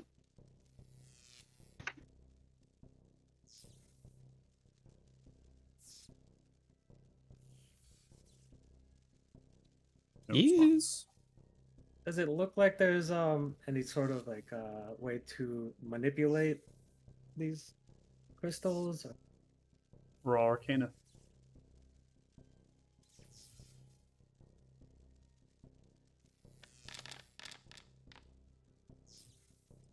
You're playing on history, and I'm playing on the check that you had prior to as well in history in terms of Morsatra and just like relating in certain things. This tower, the way that that individual had described being a part of themselves, there is a function to this place and the intention. The difficult part about it is like what is exactly would that be in this place? It seems that there's power flowing to it, some energy of some kind. So somehow there's energy flowing to it. For what reason? You're really staring at the three-dimensional kind of runes or glyphs or whatnot. And on 14 and drawing on the previous check, something of your studies catches the eye, and that Versace were very interested in studying space in relation of the planes and their locations. So planes and planets and locations in space. And so the longer you stare at that, it resembles that of a map.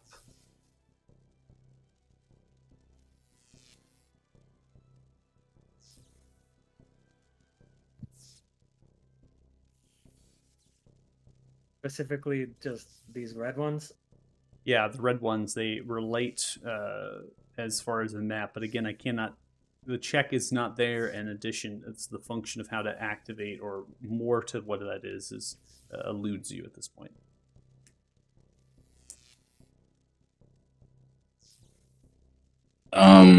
I'd like to try something. If it looks similar to Beauregard's lair. Thinking back onto it, Beauregard had like a dimension, like a portal type of thing. Like he was storage. It was like a little pocket dimension that he had. That was. I'm trying to think on it. He was channeling energy, but I forget if he was channeling energy into this pocket dimension or he was taking things out of it. So I'm trying to remember. I'll probably give that to you since it's been a while. I don't need to check for that one, particularly since you're already kind of successful for the previous. They were taking like a well or a pool or something of energy, that reddish kind of, and they were actually constructing and building red crystals. Right, so they were actually kind of taking that white, clear crystal inside of the chasms, and they were taking that, they were constructing them into like geodes, and then they were filling them with energy, with chaos. Right, so kind of gives you some work. All right. So are we seeing literally that, or we're seeing some other form of this? Is it a variation of what Beauregard was doing? You are not observing the construction of the crystal here. You are observing perhaps them as a battery or a power source. They could be supplementing. They could be supplementing what's at the center of this chamber, the black one that the current is going outwards, or perhaps they are counteracting that. Maybe there's a polarization of energy here. Without a check, can't give you anything more. Let's be specific on what you're trying to look at when you're trying to figure out. I feel like Othala really thinking this is probably one of the steps to the bridge. It's looking oddly close like that.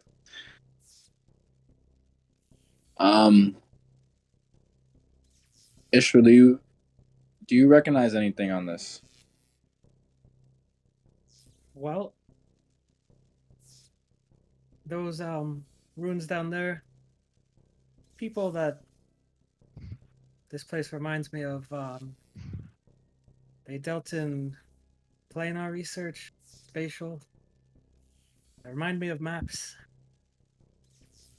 Okay, and what I'm gaining here, to my knowledge, these seem like batteries. So there's a map and batteries on a magic circle. It seems like we might be where the bridge is, or we might see one of them.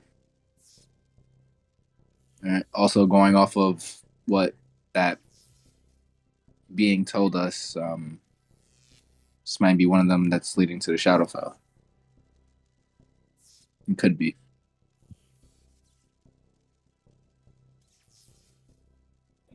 Well, possibly, but you're also aware that there, at least at one point, was a congruence to the Feywild here, right? Yeah, but with Orsivis's manipulation and having his hand into it, he was able to direct that bridge towards him. Well, I don't think Orsivis is the one that built this place. So, when it was first built, do you think that it was built with the intention of a bridge to the Shadowfell? No, of course not. I think it was just Orsivis's manipulation that caused it to go to the Shadowfell. But if what that being was saying was true, then Orsivis still has a hold on them, which would possibly mean that they might have a hold on this building as well. So the marshes and the fog might have gotten cleared out, but I'm not too sure about the towers if they all have these type of scribings in them.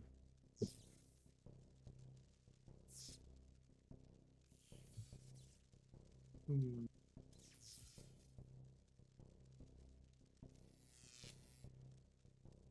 I'm just gonna throw up a mage hand and just not quite try and lift the crystal up over here, but just see if it's like movable or if it's just like stuck there. Okay. So you move the mage hand towards, and you are able to lift it up. And as it does, the actual glow of it kind of retracts back, so it no longer has that bluish glow. In addition, the under kind of map, as we're quoting it at this point, we don't know what that map is or what it describes, begins to fade away.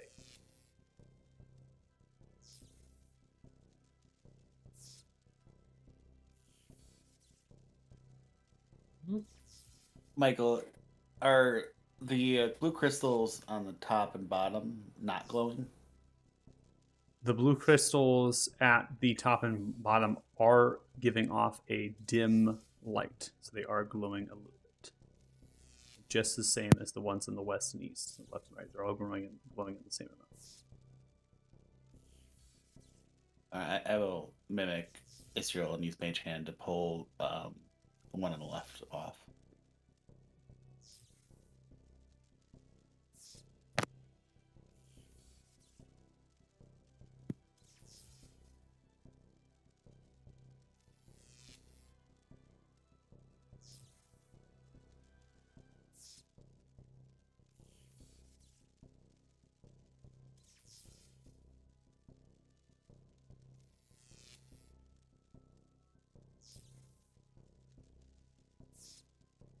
Similar to the light begins to fade, and so does the map underneath it. At this point, the shadow begins to emerge from the ceiling, begins to hover downwards. This place is known as Mohana. Comprises the memory of our maps. Points with the scythe towards the north. North Satra begins to denote northwest, south, and east as the towers. Each one is connected, just like every tower is. These maps help position prime material plane to the Feywild. They are guides that were used by my most devout long ago. The crystals, the common tongue filled with memory. Touching them will activate them. Truly interacting them would take years of study. Understand the harmonics, produce the desired effect.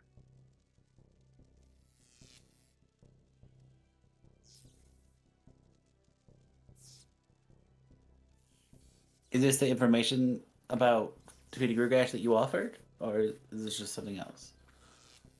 No, this is me waiting for you above and noticing you. Get up there. Points towards the staircase. Oh, sorry. I don't understand geospatial. I think the staircase it continues to spiral to the third floor. Oh, there was a third floor. Yes, there is another staircase. You all. That's why I put your tokens on the right side, because it like spirals on itself and continues to go above. Didn't know that. Well, Does now we anybody do. wish to interact with this before we go up? Wait, Mr. Shadow Dude, if I poke one of these crystals and try to get the memory, will I get zapped and will something horrifically bad happen to me? No. Um, I was wondering what this large crystal with the black one is. Does that also contain memories? Or... No, it does not. Hmm. That, that's the point, is something of Orsevis's creation. It's what desecrates this place. It should not be touched. Can it be removed? No. Like myself, I grew this tower the same way that I was born. That crystal is done in a similar way. It's part of this place. That crystal Shall look like remain. the same crystal that surrounded Klima? That is correct. That blackish white kind of encasing with shards. There, Joe, you're touching it. As you touch it, you see a spherical bubble emanate outwards. It's very similar to that of a three-dimensional star chart. As it extends on the platform and begins to move, and there's little dots denoting like planets, and then spherical things for like planes, and it's very much the cosmos. And there is a, almost as if at the center point is your world, and upon it is positioning and place and descriptions of how that is going to interact with the others around. But your intelligence as a character would most likely look at this and go, wow, that's cool. Dang, guys, this is the shiniest bauble I've ever seen. Do I notice? Do I notice the material plane and everything spiraling around him? Yeah, you can see it from the outside too. Ah. Okay. Come check Well, this out, sorry. guys. Why not? Othala pokes this one. Okay, similar fashion, that one lights up as well. It's very similar to each other. There is not a real way to tell the difference to the naked eye. Felix, you're going upstairs? I wait for my party, but I'm just Okay. at the top of the steps until they're ready to go. Sorry, I did not describe that this kept going. If you all were waiting, I'm sorry. I thought I had mentioned that it spiraled upon itself going to the other floor, but I might have I can see it now, but I didn't Yeah. see this I- step here. Yeah, I And so might it have. looks like, we yeah. had spiraled all the way up. It's hard to make staircases and maps. I gotta tell you, it's one of the harder ones to be like, oh, especially spiraling staircases that come upon themselves, right? Oh, it's tough. How much? How like can I lift this crystal off of where it's at? You can, as you do, it lifts and loses not just the three-dimensional bubble, but also the lighting of itself, right? So it loses power. You hear Othala curse under his breath and place the crystal back and walk towards the stairs. Okay. Yeah, I would like to, while this is happening, like twist that ring that I have and get some hit points back. Okay, that's fine. Get a little regen. No worries. You did not give us a name to refer to you as, so I'll just say shadowy figure. Do you know if there's a way we could take one of those shiny planet things with us? And how it's to work? No. Begins to hover and disappears through the ceiling. Okay. Their name is irrelevant. We got a name. True. I'm not gonna call them irrelevant. That's mean. That's rude. They've been so nice. That's what I said. They literally said my name is irrelevant. Oh, I mean, I'm assuming they meant that the way, like, not literal way. All right, is everyone Doesn't going matter. upstairs? Yeah. Okay. So passing upstairs here, you now can see the kind of ceiling height. The pillars have ended, and the ceiling has been kind of not caved in or above, but it's more reinforced, kind of centered down around without any sort of pillar support, which is pretty astounding. So now you're seeing little grooves and things within the obsidian and the yellow crystal that is effervescent or ever flowing in around this space. The ceiling height here, right, as I noted, 50 about 60, so like 110, so it's like a 30-ish kind of foot ceiling height.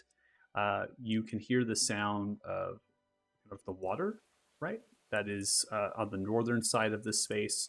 There is a statue holding a bowl filled with these blue kind of gemstones inside. Not spiky, they're very smooth and kind of rough and tumbled in the way that they're kind of lining that bowl. And that bowl is like filling with water, and then that water spilling out of it.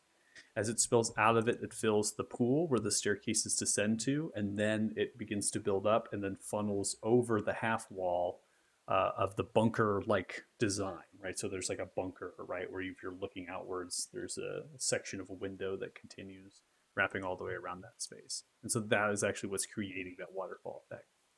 The water does not stop. It continues, ever flowing. The space is quite open and wide.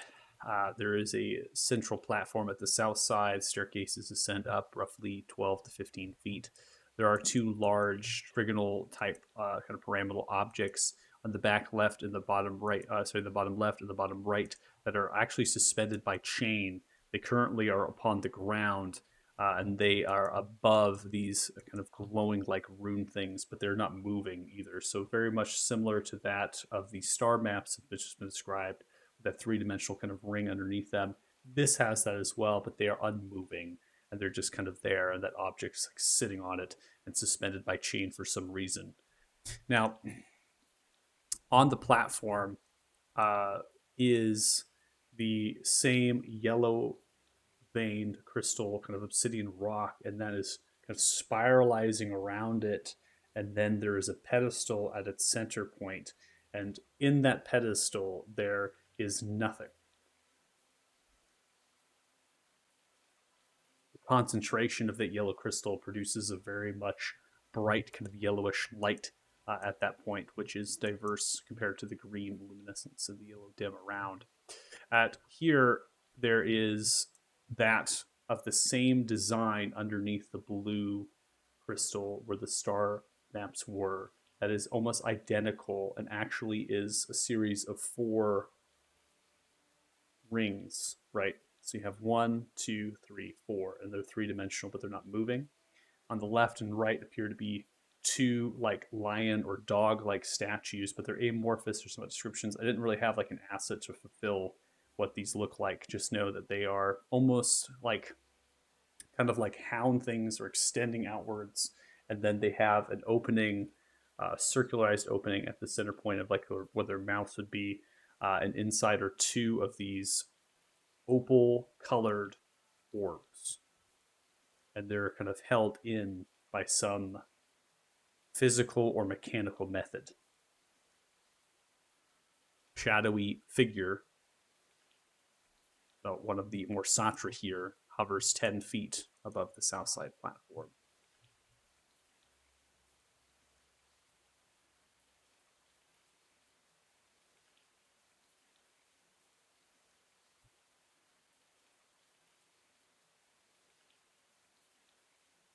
Can I pet the hound thing?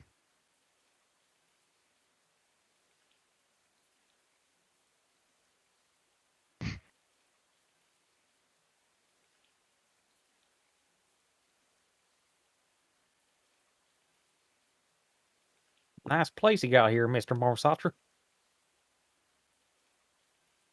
Scythe points towards the center point of the platform. The pedestal lies. Codex for the northern tower. It's gone. There was one that laid claim to it.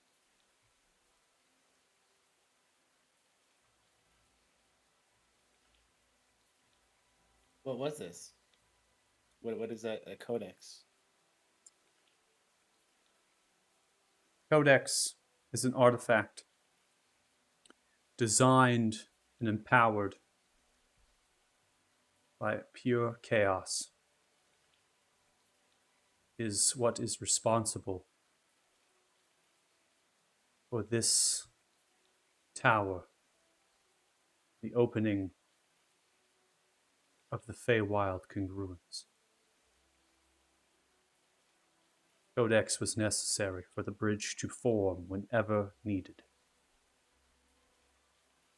Opening to the Autumn Vale. Is that why the bridge doesn't work anymore? Because you have a codex that's missing? In part. A change has happened. No longer I feel the presence of the thoughts of Orsavis, and so too has the bridge been closed to their domain. Creatures that plagued, controlled, lost. You said one claimed the codex. Do you know who did? I only know of the name. They refer to themselves and the axe they carried, a weapon of Orsavis's creation.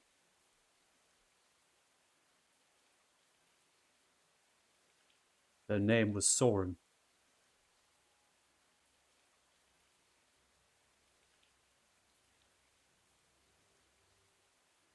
Where they took this codex, my assumption the others is unknown to me. Leia Telepathically confirm with the party. That's one of the people that were crushing Thixia. Right. Yep. Yep. Yep. Why would somebody take this? Why the congruence to the Shadowfell happened was because of the manipulation of space, power of which I, nor even celestials, are capable of. Deities do not have this power. Congruences are built on the scaffolding. What is referred to Masatra from our research as titans of chaos. Creatures were formed with intelligence from the spindle, the very epicenter of creation. Scaffolds for lost time, and the congruences are natural, the bridges. They've always existed. Oftentimes, in the age of ourselves, we do not see it. Some may never bridge for millions of years. This congruence would bridge naturally on the 7th of Nim, referred to our people as Selen Komba. This tower and the others were responsible for making that bridge happen whenever we need it. The Codex was recovered. Not only was it recovered in this plane, also that in the Feywild. There are 4 towers that exist as there are 4 towers here.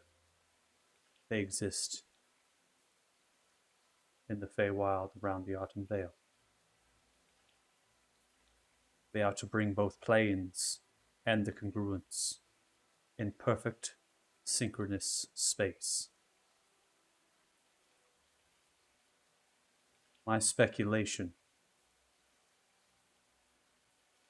is that whatever had caused the congruence to the Feywild to now go to the Shadowfell,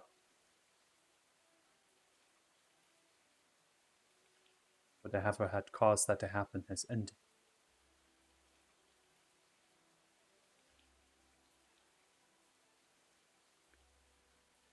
That means that the congruence goes to neither, right? The Shadowfell or Feywild. I do not know the answer to that. I only know that with the Codex and with the tower in position, along with the other three, the bridge would open.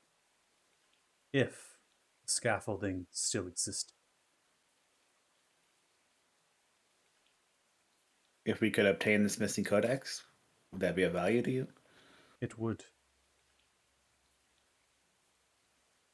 I still exist in some capacity. I was born gifted with arcane. Chaos flows through me. I am still more Satra, but I am not. Without the bonds of my master, I am free, but still bound to this tower. My purpose was, in the past, and still is, to ensure the congruence is bridged, to protect the people of Thixia and the fey creatures in the redwoods, now what you claim to be the marshes of Unveiling.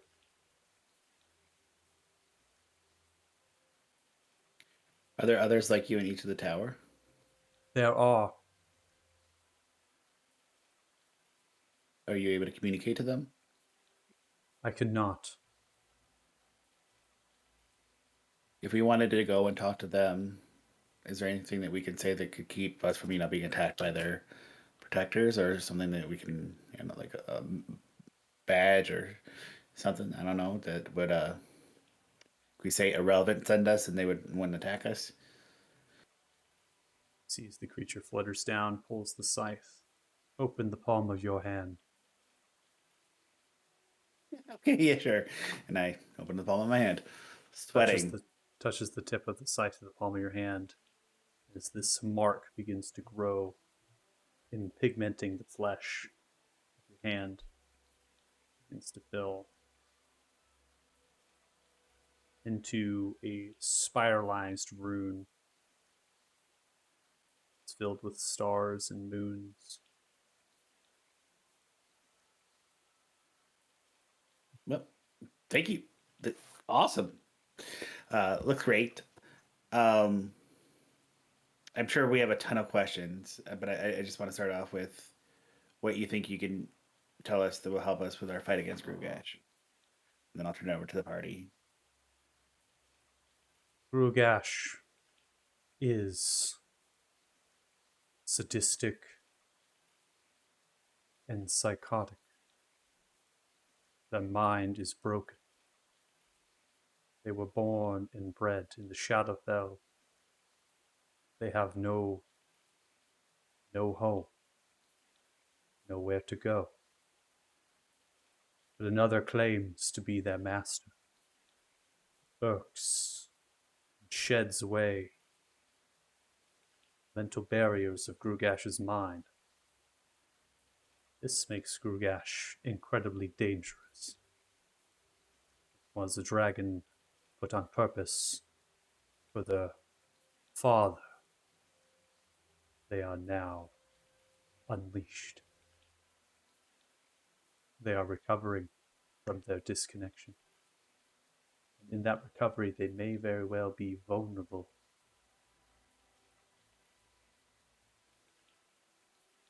The gifts that Orsavis provides are great. Without connection to Orsavis's domain, they are lost. Almost like a withdrawal. Yes. That is very helpful. We have these things called essence of dragons that help us fight these dragons. But my friend, Mr. Joe, there, his is incomplete. Would you happen to know or have seen where another piece is? We're unsure if we can defeat Grugash even if he is diminished without it.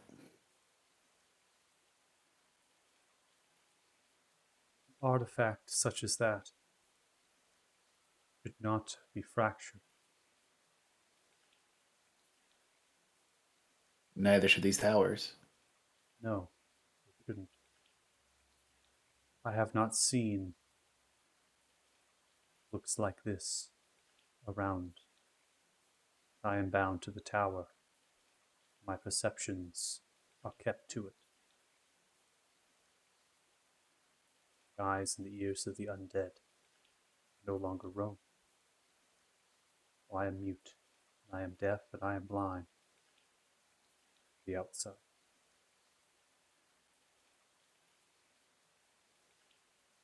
Well, team, we got more questions.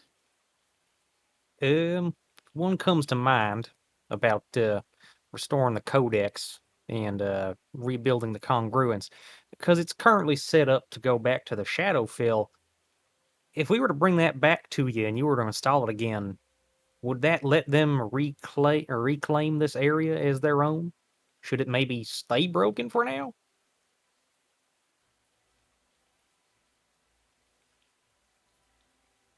That is entirely up to you.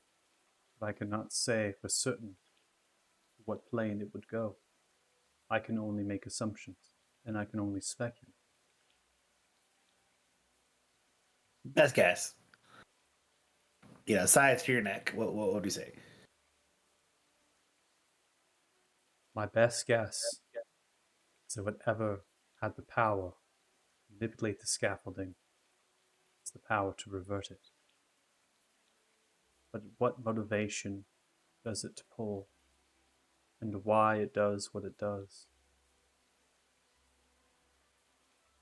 Perhaps finding the answer of that will lead to the other. If you fear, then best not. I would leave that to your wisdom. I think if we can obtain the codex either way, we should hold on to it until we know more. And we can research maybe there's a way to repair this back to the Feywild, but we'll see what we can find out.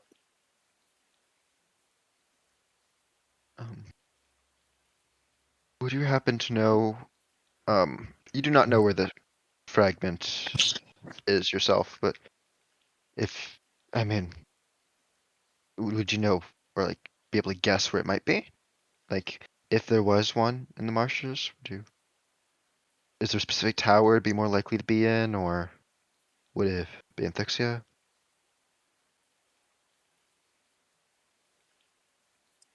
What question are you truly asking me? I have already answered what it is you're Is there proposing. any part of what is now the marshes in Veiling that would be particularly notable? Like, it was a place where Orcivis stored many objects, or there were a lot of undead. Like, were there any areas that were particularly like, Orcivis had a lot of stuff there, Krugash lived there, something like that, besides Thixia, like the main part? Rugash's lair is deep in Crupple Lake.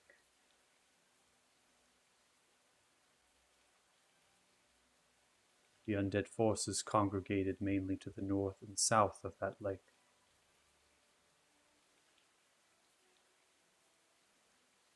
There are two structures there, both of which I can recall are fortified and strengthened. Even though the connection to Orcivis is lost, and many of the undead are no longer, there are bits, scarce as they may be, of Orcivis's power.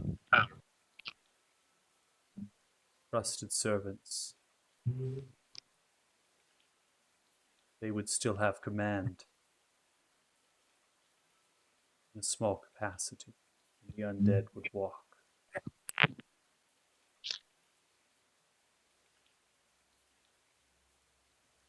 In the time of Thixia, there was conflict at the end. Salinar, a druidic cult that worshipped a tree that was unnatural, known as Talus, strife between Bixians and Salinar till the end. Freljord would the Freljord congregate and communicate with the Salinar at a place known as the Altar of Flowers. Is exactly it is described. Altar of Flowers. They, along with many cultures that still yet exist, know much more than I do of the Martian.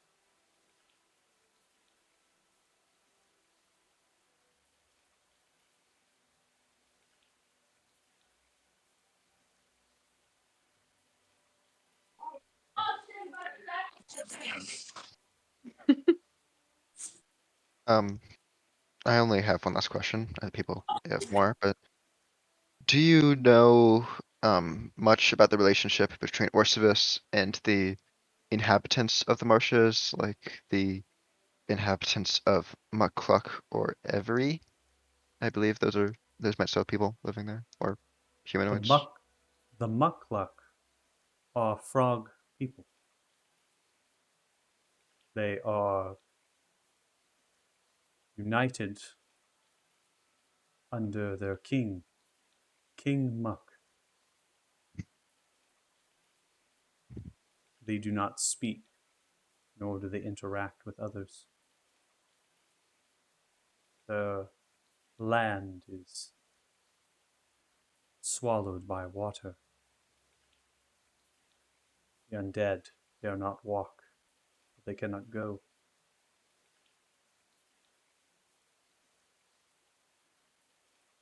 The Ivrai, they were a collection of rangers. They united together to fight against the undead and to save the Fae who ran. They were responsible for sparing many.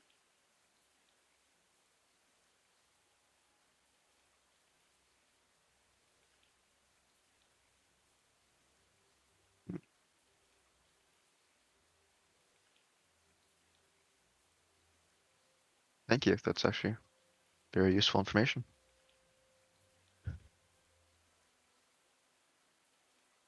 Um, Anyone got anything else? Is there anyone we could seek out who would have even more knowledge than you of these congruences and how to revert them back to their original characteristic, I guess? No, All right, well, worth a shot. You've been very kind and hospitable. Thank you so much for your help. And, man, love what you've done with the place. Really cool architecture. Gonna have to Yeah, set something like this up back home. have to say I love your scythe too. I don't know if that's yours or if it's given by Orcivis, but it's really cool looking. flattery is for the weak. Thank you.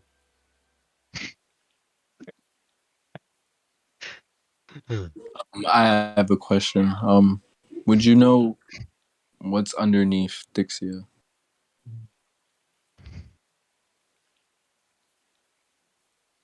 What is underneath Siltork's citadel? Or more direct, tower? Correct. Siltork Tower was named after the High Morsatra, Siltork. It was an embassy. It was filled with rooms, small and quaint, extend and reach so they can see all over the great Fey city. Underneath Siltork Tower is a treasury filled with vaults, all manners of treasure, goods, and coin that were brought from the Feywild to here.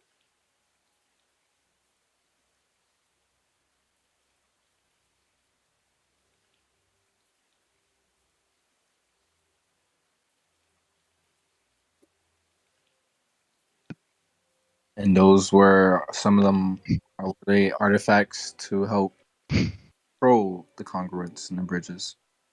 No, they are personal possessions: gold, silver, platinum, perhaps rare magical items that the family houses value.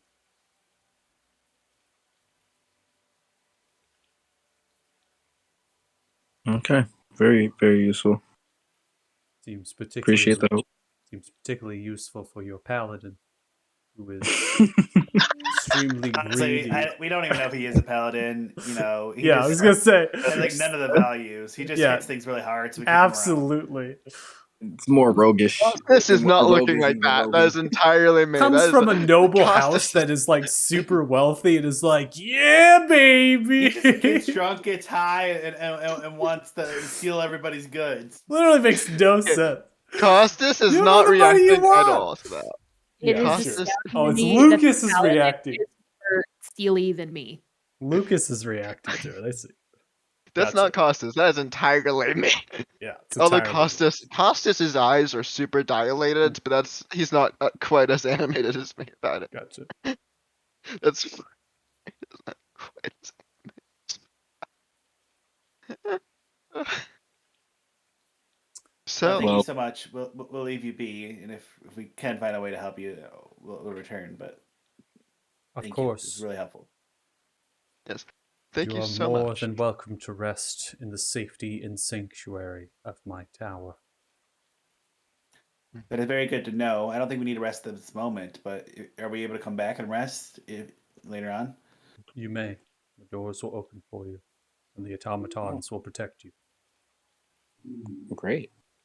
I know. Nice. Good to know. Kind of You've looking been over at more than generous. Thank you. Athala and then back to the creature just brings up a question. Were we to bring back a codex, would you be willing to help us reopen a bridge to the Feywild? Of course. It is what my purpose was before, and always will be. I was just wondering, do you like get bored just standing alone in this tower for centuries? Like, do you want me to like leave you like some board games or something? You know, you've been so kind to us, and honestly, this being alone in tower for centuries does sound like a form of torture. So Make a charisma check.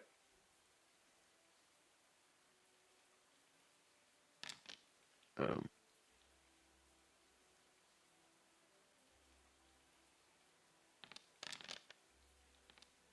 $13. It has been a long time since I laid with a mate. Nope, not in that way. Not in that way. Just I'm Mr. just Costas looks good in a dress. Unfortunately for you, you are rather unintelligent. I'm just trying to be kind and like you know you've been really nice to us. You seem I think you might have had a rough time. It's okay. And we're gonna go now. Bye. Yeah, but okay. Farewell, and good luck.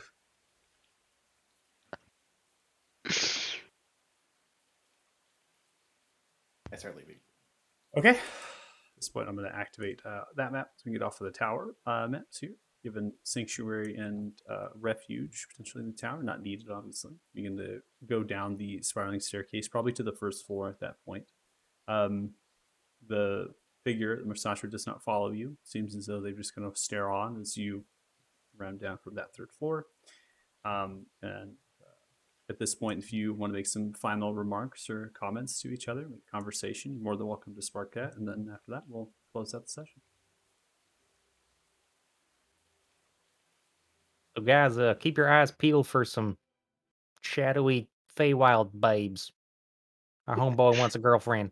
No, that is not at all what I was intending. They seemed Oh, we nice. didn't and get they- a rope.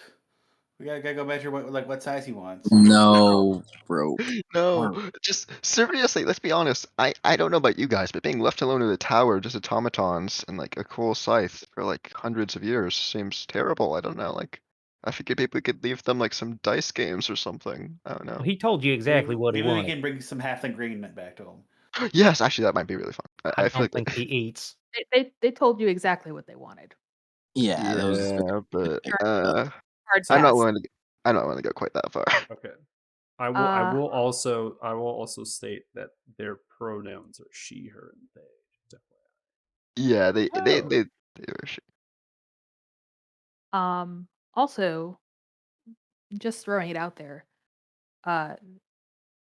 She told us that the Mucklucks do not speak. Mhm. Yeah. Paxina told me that King Muck would require something shiny for talking, and that they were simple and kind. So, hey Joe, when you first found your stone, was it because it was shiny? No, I mean not particularly. It was just following a pig run off through the woods, trying to, snag some bacon for the coming season, and I just kind of stumbled over it, and on the trail, it just kind of caught my eye. I couldn't even tell you why. It wasn't even particularly that pretty, but something about it. I grabbed it and kept it with me. I will say, if we're looking for something shiny, a treasury seems like a great place to look. I mean, I still got Yeah, the of course we're gonna silver go there, ring. dude. Relax. Yes. Okay. Great. Maybe Perfect. after we kill the dragon. When since we're here, maybe you're onto something. We head towards Muckluckville, and just to chance it to see if they can have seen one of those stones, and then we continue on the path we had talked about earlier. Not to mention, didn't they also talk about people that knew the marshes better? Something Well, about the Walking Forest? bringing up the Salinar, didn't Paxina also tell us something about them that they wanted to close the congruences, but since that's impossible, it inevitably went into the Shadowfell. So I don't know if they're actually a pretty They good group. wanted to free Talus. That Talus was a living being. So I don't know if they're against us or with us. I'm not too sure on that one. They might have their own agenda. I do not believe the Salinar are with us. That is the impression I got from Paxina. Well, maybe not with, the Marsatra, but that doesn't mean that they're not anti-dragon. I think she means the dead bud. I don't know. Either way, Muckluck Town sounds good. I will say, if we're done with Muffolk Town and we don't want to go straight to the dragon, maybe stopping by Evray, whatever that is. I mean, they seem to be strongly anti-Orsivus, so That's on the maybe. way to Orsatra, though. We could hit Muckluck and then circle back down. Yeah, that's what I'm saying. We could probably find some allies there. Maybe they'd help us So in the we're in fight. Norsatra, Mukluk, Evray, Ivray, Orsastra, Thorsastra, Thixia, bypassing the forts, hopefully. Eors that they come back into a final confrontation with Grugash at Crep Lake if he's there. That's a long Sure. trip. Yeah, hopefully. Yeah. We got nowhere better to be. On the bright sides, we'll be able to say we checked out this entire swamp, so that way if like If the we go king to the asks, second tower and learn nothing new, if we end up going to Warsatra and blah blah blah, all the same stuff, then we move on to Thixia. We cut out the other towers. And we just go to Thixia and do that. But yeah, Sure. what is nice is that if we do this, we'll have seen most of the marshes, so that way, if we talk to the king, we might be able to give him information on the geography and specific people living here. Maybe he'll reward us for that. They weren't really. I don't know if they had much knowledge of this place before, and now that the thing is gone, maybe they might want to set up a town here, or maybe like establish diplomatic relations or something. Let's focus on one Yeah. issue at a time. Maybe. Who the hell would want to set up a town here? Man, my mosquito bites have got mosquito bites. I Yeah, don't know. It's let's let very. Costas have his town here, and then he can be the I mayor just, of the marshes. I'm just saying it's a large chunk of territory with river access. Like A they large might want to know about it. territory Mm-hmm. that has several groups of people inhabiting it. But Yeah, again, sure, I'm not saying that out. like he might. I'm not saying he's going to build a town here. I'm just saying like he's going to want to know about the general situation of this area, and he probably didn't know very much about it before since it was filled with undead. So maybe that would be valuable, and he might reward us for it. There ain't nothing Okay. but Gotta go. Whatever. Let's go. 1,140 experience each. I'll put that into your character sheet phase. So no worries. You hop off. All right, thank you. Yep. Mark, Catch you I'm guys. should put you all at 60,228 experience total.